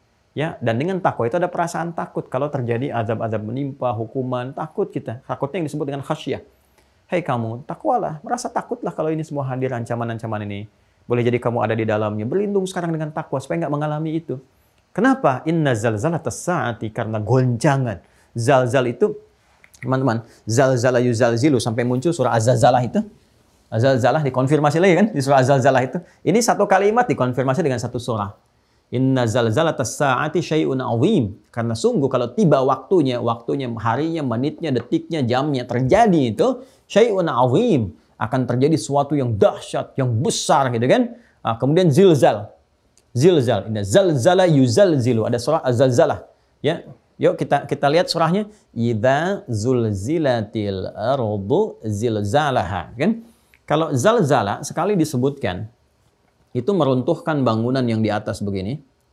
Ya. Hancur ke bawah. Ini ada bangunan begini. Ya, disebutkan misalnya zalzalatil bunyan, ya. Ini bangunan ini kena gempa, hancur. Maka ini yang di atas turun ke bawah. Tapi kalau kalimat zilzalnya disebutkan dua kali, baik dalam bentuk kata kerja ataupun kata benda, misalnya fi'il ataupun ism, itu menjadikan bangunan yang ini bukan hancur begini, tapi dari bawah naik ke atas. Cabut semua. Jadi bukan runtuh ke bawah, tapi dari bawah naik ke atas, ngadu semua. Maka di surah Az-Zalzalah, perhatikan kalimatnya, dikonfirmasi Quran surah kedua-dua ayat 1 ini, inna zalzalatas saati syai'un azim. Bila goncangan di waktu itu telah tiba, kan, maka akan dahsyat terjadinya. Bagaimana dahsyatnya? Idza zulzilatil ardu zilzalaha. Dua kali disebutkannya. Pertama, kata kerja dalam bentuk pasif, ya kan? Bentuknya pasif ya, ingat. Idza zulzila, kan? Fi'il madhi majhul, idza zulzila. Kalau kata idza ketemu fi'il madhi, bentuknya berubah jadi present. Ya, kata idza bertemu dengan fi'il madhi, ya past tense bentuknya, ya. Idza ketemu dengan past tense fi'il madhi, maka berubah jadi mudhari maknanya, secara makna. Ya, jadi present. Idza zulzilatil ardu, jika nanti kejadian ini nyata terjadi, ya, hancur bumi, zilzala sehancur-hancurnya. Jadi saat terjadi goncangan ini, bukan runtuh yang di atas ke bawah, buminya tercabut ke atas, benturan semua. Bumi benturan sama gunung tadi.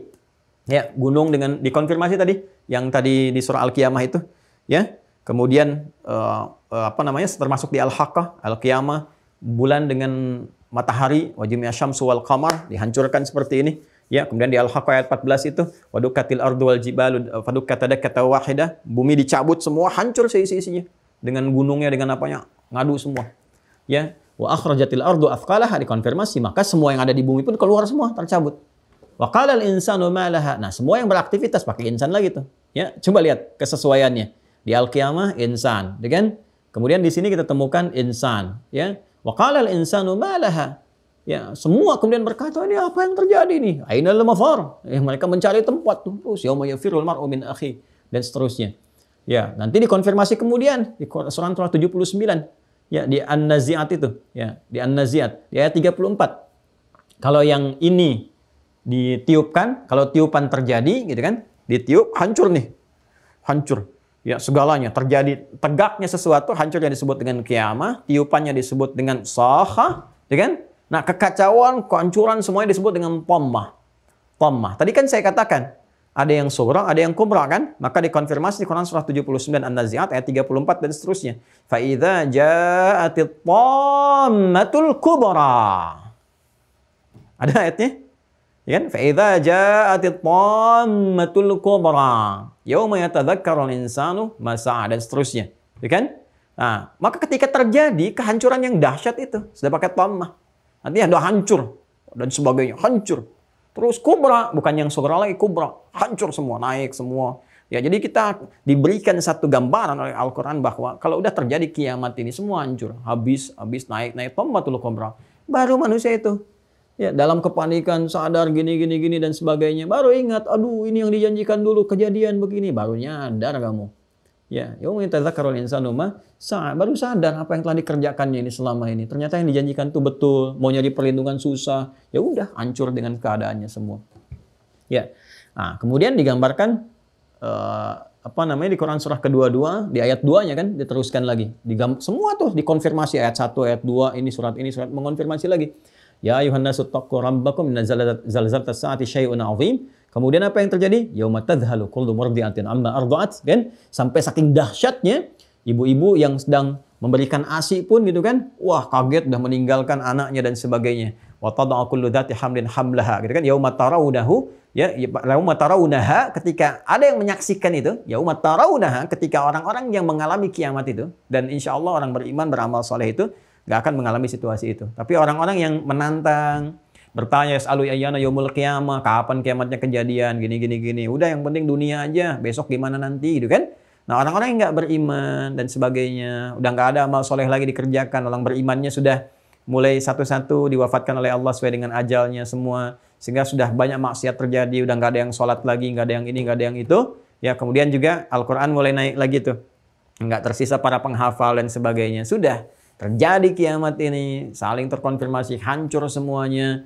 Ya umat tarawunah, hai kalian orang-orang yang ingkar tuh, yang banyak nanya dulu yang begini begitu. Ketika kalian menyaksikan itu semua, wah, dahsyat terjadi itu semua. Saking dahsyatnya, maka ibu yang sedang menyusui pun tiba-tiba melepaskan anaknya dan sebagainya, semua hancur. Terus yang mengandung keguguran, itu kan? Kemudian wataran nasa sukara, kalian melihat orang-orang itu seperti orang mabuk. Ya wamahum bisukara, padahal mereka nggak mabuk, nggak minum minuman keras. Tapi kenapa? Karena goncangan itu. Anda lihat nggak orang kena gempa itu, kalau ada di alam situasi gempa kan goyang-goyang begini kan?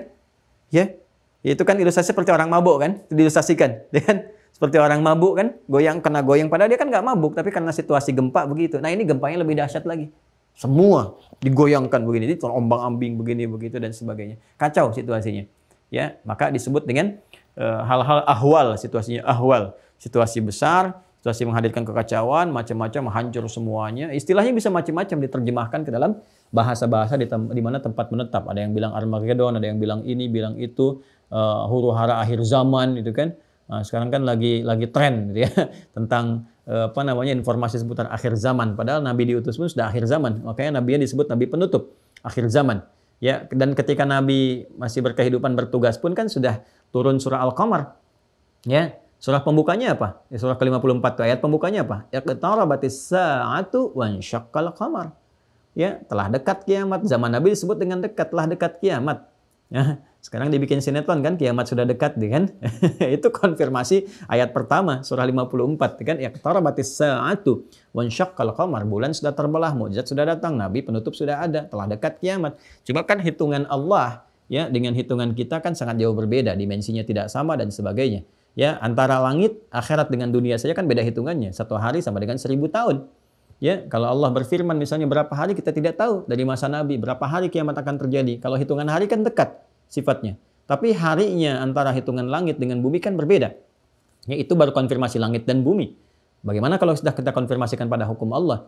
Ya, fi yaumin kana miqdaruhu alfa sanatin mimma ta'udun, yang paling standar saya seharinya sama dengan 1000 tahun, kan? Ya kalau kita lihat, ya kalau Allah tetapkan misalnya, wallahu a'lam kan, wallahu a'lam, 3 hari dari era Nabi, atau 2 hari dari era Nabi, ya kalau 1000 tahun, kalikan 2, 2000 tahun, kali 3, 3000 tahun, ya kan? Makanya ada orang-orang yang mencoba mengonfirmasi, hitung-hitung sana sini, dihitung, dilihat, dimacam-macamkan, nggak akan sama, nggak akan dapat itu, nggak akan terjadi demikian, itu hanya prediksi saja. Makanya ketika dikonfirmasi, kenapa harus bertanya tentang waktu? Waktu itu pasti terjadi. Nggak kamu hitung pun kejadian juga. Yang harus ditanya, apa persiapan kamu menjelang itu terjadi? Gitu. Jadi kalau ngitung-ngitung hari kiamat sebetulnya nggak ada kerjaan gitu. Nggak dihitung pun kejadian. Jadi jangan pernah mengatur yang sudah akan terjadi, yang sudah tetap kejadiannya. Ya, matahari ini terbit dari timur. Ya, emang di timur. Ya, Anda sampai mimpi juga matahari terbitnya di timur juga. Gitu kan? Kecuali kalau kejadian terjadi, kiamat tiba, terbit di barat, disatukan antara timur dengan barat, ya antara matahari dengan rembulan, sudah nggak ada siang nggak ada malam, selesai semuanya. Karena itu ketika ada orang-orang bertanya kepada Rasulullah tentang waktu kiamat dan sebagainya, maka turun wahyu menyampaikan, balik mengonfirmasi, ya, apa persiapan kamu untuk menjelang itu semua?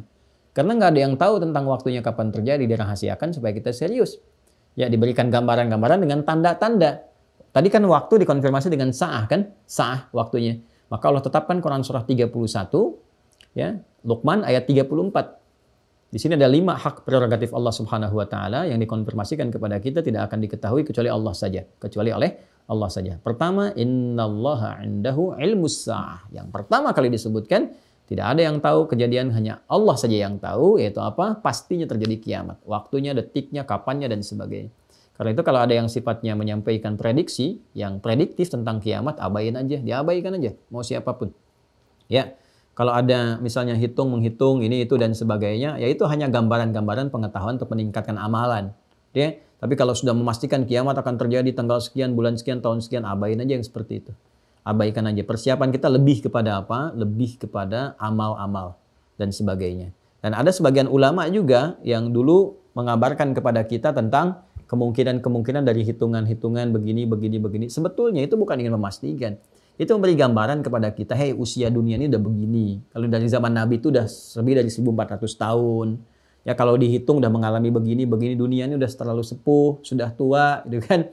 Tanda-tanda ini musibah udah banyak di mana-mana. Apa dengan tanda-tanda itu kamu belum sadar? Mau berapa abad lagi, mau berapa tahun lagi, itu maksudnya. Maka kembalikan kepada kita persiapan-persiapan yang dimaksudkan, karena pada akhirnya semua kembali kepada Allah Subhanahu wa taala. Maka itu kurang lebih gambaran dasar. Gambaran dasar terkait dengan kejadian ini, nanti dikonfirmasi tanda-tanda sa'ah itu dengan ayat ya, atau amarah ya. Amarah itu tanda-tanda terjadinya perintah berlaku ya. Amarah bukan pakai tasdid ya. Kalau pakai tasdid amarah itu perintah yang mendorong mengerjakan sesuatu. Ya, yang memberikan perintah disebut dengan amir, perkaranya disebut dengan amrun. Amarah tanda-tanda itu harus terjadi atau dilakukan. Maka dikonfirmasi di hadis riwayat Muslim. Nomor hadis yang ke-8 dari sahabat Umar bin Khattab radhiyallahu taala anhu. Hadisnya panjang sekali. Hadisnya bahkan disebut dengan hadis Jibril tentang iman, kemudian Islam dan ihsan. Terus terakhirnya tentang tanda-tanda sa'ah, ya, tanda-tanda yang menunjukkan waktu itu semakin dekat tibanya. Maka kalau kita baca secara lengkap hadisnya cukup lumayan panjang. Itu kan, an Abi Hafsin Umar bin Khattab radhiyallahu taala anhu qala bainama nahnu julusun 'inda Rasulillah sallallahu alaihi wasallam ittala 'alaina rajulun shadidu bayadis thiyabi.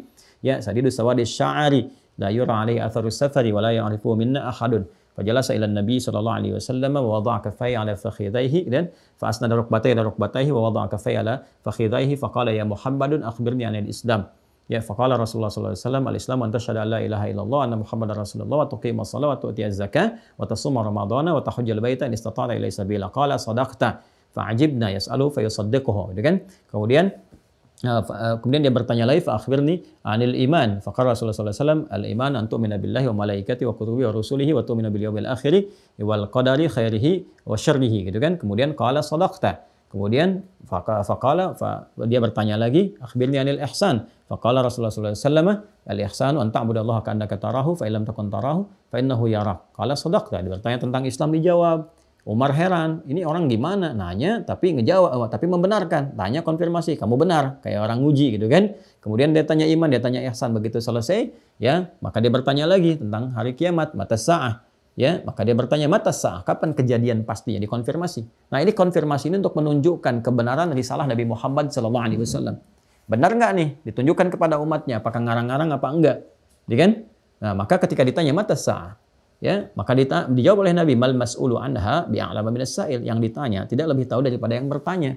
Ternyata yang bertanya itu siapa? Ketika dia pergi, kan Nabi SAW mengkonfirmasi kepada sahabat, atadruna, ya, manil ati, tahukah kalian siapa yang datang? Atau kama qala Rasulullah SAW, tahukah kalian tadi siapa yang datang? Mereka berkata, Allah wa Rasulullah alam. Nabi menjawab, huwa Jibril atakum liyu'allimakum dinakum. Dia adalah Jibril, sedang menyamar datang kepada kita, menyamar dalam bentuk manusia, rupa manusia, datang kepada kita untuk mengajarkan tentang pokok-pokok agama. Mengajarkan bagaimana cara datang ke majelis ilmu, cara berinteraksi dengan guru, cara berinteraksi dengan teman, itu bab pembukanya, mukaddimahnya. Lalu mengajarkan kepada kita tentang pokok-pokok agama. Kalau mau beragama ini pokoknya, tentang Islam, dikuatkan lewat iman, muncul ihsan. Ketiganya itu. Sehingga muncul tahalli, tajalli, gitu kan. Ya, dengan berislam kita membersihkan yang kotor-kotor, berbuat yang baik-baik, kemudian berhias diri, tajalli menampakkan keindahan Islam. Itu gabungannya. Setelah itu pelihara itu, jaga itu sampai wafat atau tibanya peristiwa besar. Tentang kiamat itu waktunya disebut sa'ah, dikonfirmasi mata sa'ah. Di Quran surah 31, Luqman ayat 34 kan jelas. Informasi tentang sa'ah itu kiamat yang tahu hanya Allah. Nggak ada yang tahu di makhluk. Ya, even tuh malaikat. Malaikat Jibril pun mengonfirmasi kepada Nabi Muhammad untuk menunjukkan ini Rasul yang benar. Ya kan? Gak mungkin ngarang-ngarang. Maka ketika ditanya, ya Muhammad SAW kapan kiamat? Maka dijawab oleh Rasulullah, Al-mas'ulu anha bi'a'lamu minas sa'il. Yang ditanya tidak lebih tahu daripada yang bertanya. Anda kan yang menurunkan wahyu. Anda lebih tahu dibandingkan dengan saya gitu kan. Maka bagaimana saya bisa tahu kalau nggak Anda infokan gitu kan. Maka benar dikonfirmasi. Nabi nggak ngarang-ngarang. Ini menunjukkan Nabi diutus membawa risalah. Bukan mengkreasikan diri, menghadirkan pendapat-pendapat pribadi. Wa ma yantiqu 'anil hawa in huwa illa wahyu yuha gitu kan. Nah, kemudian malaikat Jibril pun mengonfirmasi dirinya bahwa dia nggak tahu. Ya, mengonfirmasi dirinya, dia pun nggak tahu. Itu hanya hak Allah. Ketika diperintahkan terjadi ya terjadi, selesai semuanya. Ya, maka malaikat Jibril sampai bertanya, mengonfirmasi pada Rasulullah, sekaligus juga menetapkan bahwa ini kekasih Allah loh. Ya kan? Luar biasa, Habibullah. Sebagaimana Ibrahim Khalilullah, ini Habibullah. Sampai malaikat turun bertanya, sekaligus mengonfirmasi. Semua nggak ada yang tahu. Maka akhbir dian amaratiha, maka tunjukkan kepadaku tentang tanda-tandanya. Maka disampaikan. Ya, tanda-tandanya. Apa di antara tanda-tanda itu? Ya, apa di antaranya? Apabila seorang pembantu telah melahirkan tuannya, antalidal amatu rabbataha wa antaral khufata al-arata, ya. Kemudian yatatawaluna fil bunyan. Jika engkau telah melihat pembantu melahirkan tuannya, artinya semua terbalik. Ya, ada yang mengatakan perzinahan, ada yang berpendapat bahwa keburukan telah mengalahkan kebaikan, yang baik dianggap buruk, yang buruk dianggap baik, sehingga kacau dalam berkehidupan. Nanti dikonfirmasi oleh hadis-hadis yang lainnya. Ya, seperti zina sudah di mana-mana, dianggap biasa, seks bebas itu dianggap biasa. Bahkan nanti ada tiba masanya bahwa kegiatan itu saking biasanya dilakukan di berbagai tempat, seperti binatang saja dan sebagainya, sampai orang berkata, apa nggak ada tempat lagi yang lain untuk yang begituan itu, dan sebagainya. Nah, itu udah tanda-tanda. Alhamdulillah kita masih dilindungi, ya, masih kita mencoba membuat undang-undang anti perzinahan. Makanya kalau ada yang mencoba untuk menghadirkan legalisasi hal-hal yang dilarang, ya seperti perzinahan macam-macam yang mengundang banyak madarat dan musibah. Ingat, itu melahirkan musibah tuh. Ya, di antara virus-virus kan HIV dan sebagainya itu kan dari perilaku penyimpangan-penyimpangan demikian tuh. Makanya kita betul-betul harus ketat tuh, yang seperti itu kita tolak, kita jauhkan dan sebagainya. Ya, karena membuat kekacauan dalam kehidupan. Ya, kemudian wa antaral khufat al-arata, engkau melihat orang yang bertelanjang dada gitu kan, dari anas, kemudian dia yang biasanya menggembala di manusia udah nggak pakai alas kaki dan sebagainya. Artinya banyak yang di kampung-kampung, yang jauh-jauh. Sekarang orientasinya sudah dunia. Ya tatawaluna fil bunyan. Sudah mulai ingin meninggikan bangunan, cari materi macam-macam. Artinya apa? Orang yang biasa tawadhu pun, yang baik-baik, yang sederhana, sekarang mulai kepikiran materi. Ya, mulai sekarang orientasinya sudah carilah materi. Sudah ke handphone, sudah ke ini, sudah ke itu, sudah ke gaya, sudah ke tampilan, sehingga lupa dengan ibadah. Ya kan? Yang dari jauh-jauh, yang tadinya padang pasir, kehidupan sederhana, sekarang di padang pasir dibikin istana. Ya, sudah naikin begini, begitu, sudah lomba-lomba, di sini menara tinggi, sini bikin tinggi lagi. Ya, itu kan asalnya orang-orang dari daerah, ya, Badawi gitu kan, dari kampung, dari macam-macam, ya dari nomaden sifatnya, padang pasir yang tadinya sederhana, udah berpikirnya sekarang tinggi-tinggi. Sih, lomba-lomba semua bangunan. Bangunan, megah. Bikin kota yang kontemporer, bikin kota yang metropolitan, semua ditampilkan. Sehingga semua yang mencoba menghambat, mengingatkan, wah, ini tepikan, hancurkan, ini kan macam-macam semua. Jadi semua terkondisikan kepada satu aja, apa itu dunia. Di perlombaannya semua ke dunia, sehingga ketika semua mencari materi, sudah diabaikan norma, sudah nggak ada norma, sudah nggak berlaku norma. Jadi udah nggak peduli dengan kebenaran, kebaikan, macam-macam. Nah, ini kalau sudah muncul yang seperti itu, ya sudah mulai keburukan lebih dominan dibandingkan dengan kebaikan, nggak bisa dikendalikan. Sekarang alhamdulillah masih bisa dikendalikan, ya. Kita masih bisa berdoa, melihat yang baik-baik, ada pengingat, ulama-ulama masih ada juga, gitu kan. Kemudian para penghafal Quran makin banyak dan sebagainya. Alhamdulillah masih ada perlindungan. Tapi kan kita nggak tahu. Ya, karena di antara tanda-tanda pun Allah mewafatkan ulama. Ya, bukan ilmunya dicabut. Ya, tapi dengan mewafatkan ulama. Jadi kalau Allah berkeinginan sudah hilang nih pendukung-pendukung keberagamaan, artinya kan kita belajar Quran mesti ada yang mengajarkan, ya, ada tafsir, ada macam-macam. Nanti bukan ilmunya dicabut, bukan tafsirnya dicabut, bukan ulumul Quran dicabut, ulama-ulama yang dicabut. meninggal sesuai ajal. Hati-hati ya, kalau ulama sudah meninggal itu hati-hati betul. Makanya dijaga. Kalau ada ulama-ulama itu jagain. Jangan disakitin, tuh kan? Dijagain. Jangan dibuat gelisah sampai pindah di tempat Anda sampai apa itu kalau udah nggak ada susah. Nyetak ulama itu susah. Ya, kita punya 2 juta santri kurang lebih tuh. Yang sensus 2019 itu 2 juta santrinya. Berapa ribu pesantren, 100.000 pesantren tuh. Coba cek, dari sekian ribu pesantren, berapa yang jadi ulama? Susah. Kalau di kampus-kampus itu jelas gitu kan. Masuk ke sini gelarnya S1, S2, S3. Anda mau nyari dokter, banyak sekarang. Ya, ada di kampus A, kampus B, saya nggak perlu sebutkan kampusnya gitu kan. Kalau mau nyari ahli pertanian ada. Arsitek banyak cetakannya. Udah jelas jadi begini. Ulama mau nyari di mana? Yang masuk pesantren belum tentu jadi ulama. Kampus-kampus Islam belum tentu mencetak ulama. Ya susah. Ya susah sekali. Ada banyak pengorbanan yang harus dilalui. Ada banyak latihan. Dengan ada banyak segala hal. Ada latihan spiritual, latihan intelektual, latihan fisik. Diuji semua itu. Harus melewati tuduhan, melewati kesulitan, melewati ini macam-macam. Ya, nggak mudah jadi ulama itu. Kemudian tingkat riyadhah ilmiah, riyadhah diniyah, ya, riyadhah jasadiyah, latihan-latihan pikirannya, ketajamannya membaca sesuatu, kehusyuannya sehingga muncul khasyah. Innama yakhshallahu min ibadihil ulama. Itu perpaduan antara 3 aspek. Fisik, kemudian akal, kemudian roh. Gitu. Ya, kalau cuman pintar saja banyak yang pintar. Bahkan ada yang hafal Quran dengan nomor, dengan peta, dengan ini, dengan macam-macam. Ya, orientalis juga ada yang begitu. Ya kan? Tapi kalau spiritualnya nggak bagus, maka ilmunya dipakai untuk keburukan. Ada yang demikian juga. Karena itu ada sifat khasyah. Khasyah dilatih lewat khusyuk. Khusyuk itu lewat ibadah. Sehingga dengan ibadah tertata. Nggak mungkin bicara fatwa yang sembarangan. Ada sifat takut kepada Allah yang tinggi. Nggak akan ada jualan fatwa. Ya, nggak akan ada saling mengecilkan, menjelekkan, begini-begitu. Tidak mengarahkan kepada doa, kepada kebenaran, konsisten pada kebaikan. Nah, jadi seperti ini yang kita harapkan. Jadi kalau ada yang seperti itu, ya sifat-sifatnya dijaga. Didoakan, paling minimal didoakan. Didoakan supaya tetap konsisten pada keikhlasan, pada kebaikan. Kalau udah dicabut tuh susah nyarinya.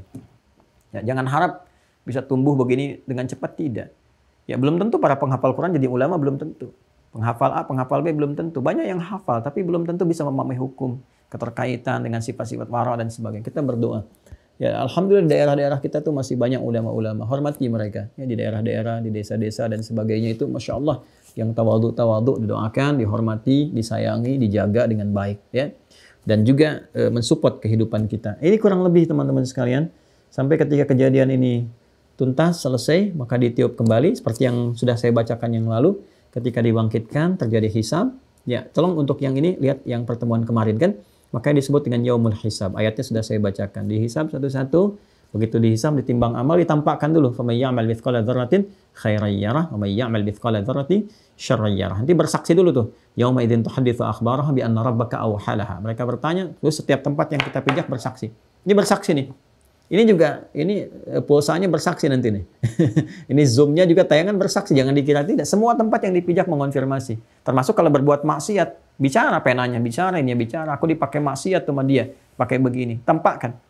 Nah, kita berlindung kepada Allah kan, tutupi aib-aib, kan. Jaga. Kalau udah berbuat salah, cukup dikoreksi diri, jangan diungkap-ungkap ke media sosial.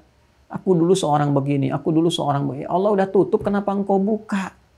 Kalau mau konfirmasi hal-hal yang kurang baik untuk tobat, datang ke orang saleh, minta bimbingan untuk tobat. Boleh menyampaikan, saya dulu Ustaz, begini pengen tobat, tolong. Tapi nggak usah dibuka sampai bangga dibikin status. Jadi nggak usah, Allah udah tutup, kenapa engkau buka? Biar jadi hikmah aja. Nanti kalau kita biasa tutup dan tutup aib orang lain, gitu kan? Nah, maka di akhirat kita akan dihisab oleh Allah secara tertutup. Tutup ya antara kita dengan Allah untuk menunjukkan rahmat Allah Subhanahu wa taala.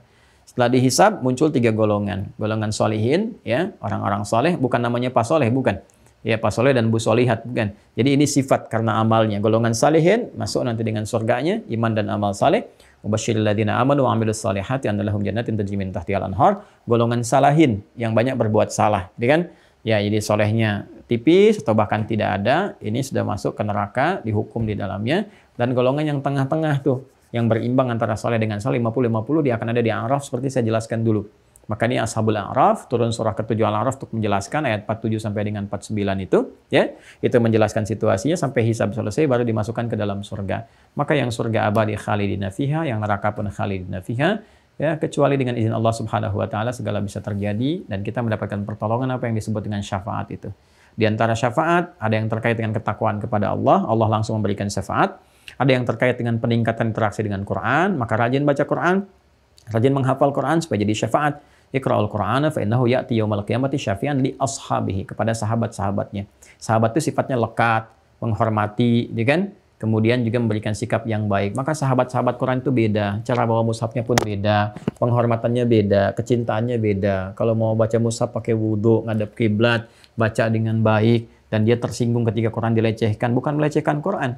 Orang-orang seperti ini, walaupun dia membaca, belum menghafal, tapi sudah jadi ahli Quran. Kalau sudah ahli Quran, maka dapat syafaat dari Qurannya. Kemudian ada syafaat diperkenankan oleh Allah kepada Rasulullah. Makanya nanti setiap umat mencari setiap nabinya masing-masing supaya dikasih syafaat. Semua mengatakan nggak bisa. Cuma satu orang yang bisa. Satu orang yang bisa.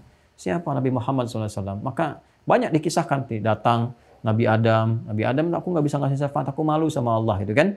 Nah, pernah berbuat satu hal tertentu yang itu memang jadi jalan. Memang aku dijaga oleh Allah. Maksum gitu kan. Tapi jadi hikmah untuk manusia. Nggak bisa ngasih syafaat. Karena Nabi Ibrahim juga demikian. Nggak bisa ngasih syafaat. Nabi Musa demikian. Nggak bisa ngasih syafaat. Cuma satu orang yang bisa. Mencari sosok ini. Siapa? Muhammad SAW.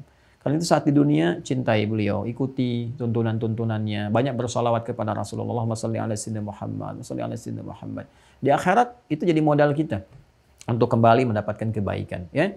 Jadi cinta Allah bisa diraih dengan mengikuti tuntunan Rasulullah. Itu di Quran surah ketiga ayat 31. Qul in kuntum tuhibbunallaha fattabi'uni yuhibbukumullah wa yaghfir lakum dzunubakum. Quran surah 33 ayat 21. Laqad kana lakum fi rasulillahi uswatun hasanah. Maka ini yang kita hadirkan dalam kehidupan secara singkat, kembali ke kurikulum yang keempat itu. Lihat kitab hadis, lihat passion kita, yang pokok kita ikuti, yang turunannya kita kemudian juga pahami supaya bisa dibawa dalam kurikulum kehidupan kita sampai kita meninggal dunia atau alam ini menghancurkan seluruh kehidupan yang berjalan di dalamnya. Nah, inilah simpul yang kelima, teman-teman sekalian, segala yang terkait dengannya. Itu tanda-tanda yang muncul, termasuk nanti tanda-tanda besar. Ya, min asyratis sa'ah, yang tanda-tanda besar yang mensyaratkan terjadinya kiamat yang besarnya. Seperti matahari terbit dari barat, kan? Kemudian turunnya Imam Mahdi, dan Allah kemudian berkenan menghidupkan Nabi Isa alaihissalam, Yesus Mesias, untuk mengonfirmasi tuduhan yang disampaikan kepadanya. Maka dikonfirmasi saat di dunia, sehingga jelas saat di akhirat, dan terbebas dari tuduhan-tuduhan bahwa beliau dipertuhankan dan sebagainya. Jadi semua punya mukjizatnya masing-masing. Sangat mudah bagi Allah menghidupkan, mewafatkan kembali. Setelah itu terjadi kemudian kiamat. Kan Nabi Isa juga dengan izin Allah bisa menghidupkan yang mati dengan izin Allah. Seperti Nabi Ibrahim demikian. Nabi Musa demikian, dihidupkan sementara waktu, mengklarifikasi. Kisah di Al-Baqarah kan begitu saat zaman Nabi Musa. Ya kan? Dari bagian sapi tertentu dipukulkan ke mayit, bangun, mengonfirmasi aja. Mengonfirmasi sesuatu terjadi, setelah itu meninggal lagi. Selesai kan? Ya, menjelaskan, ini pembunuh saya, si fulan, ketahuan pembunuhnya. Setelah itu meninggal lagi. Nabi Isa juga diberikan kesempatan oleh Allah, seperti lahirnya juga mukjizat, wafatnya mukjizat, diberikan kesempatan kemudian untuk mengonfirmasi, membenarkan risalah Nabi Muhammad, menghancurkan segala yang dipertuhankannya, kemudian beliau meninggal dunia kembali kepada Allah, sebelum didahului oleh Imam Mahdi, gitu kan? Terjadi besar seperti itu kan harus meyakini akan terjadi semua seperti itu. Ya, setelah habis semuanya, orang-orang soleh habis semua, meninggal semua, yang durhaka, kufur, sebagainya dihancurkan alam semua. Jadi hati-hati. Kita nggak usah menunggu matahari terbit dari barat. Sampai tiap hari liatin dari barat belum, ya nggak usah. Siapkan aja amalan kita yang baik-baik menuju itu semua. Dan harus paham tentang seni berkehidupan. Supaya dengan paham seni berkehidupan ini, kita bisa menjalani dengan kesenangan, keindahan, kenyamanan, kebaikan. Tidak larut dalam kesedihan. Oh, kalau ini luput dari kita, wajarlah. Emang ada ketentuan begitu. Oh, kalau dapat ini nggak berlebihan, emang harusnya saya dapat. Nah, itu ada rumusnya. Di mana rumusnya didapatkan? Hanya ada di simpul yang keenam. Karena itu nanti insya Allah kita akan lanjutkan pertemuan berikutnya pada simpul yang keenam untuk seni menata kehidupan. Sehingga kalau sudah paham cara menata hidup, ikuti bimbingan sampai dengan wafat, dapatkan support malaikat, lihat ketentuan dalam kitab, maka penyembahan kepada Allah akan jadi sempurna dan pengesaannya akan jadi paripurna. Tinggal kita nunggu hisab sampai kehidupan kita yang abadi, damai, bahagia, dan sejahtera. Demikian pertemuan hari ini, semoga bermanfaat, semoga dirahmati Allah. Mohon maaf kalau ada kekurangan, kalau ada kesalahan ditepikan saja, dan semoga semua itu diridhai oleh Allah Subhanahu wa taala. Allahumma taqabbal.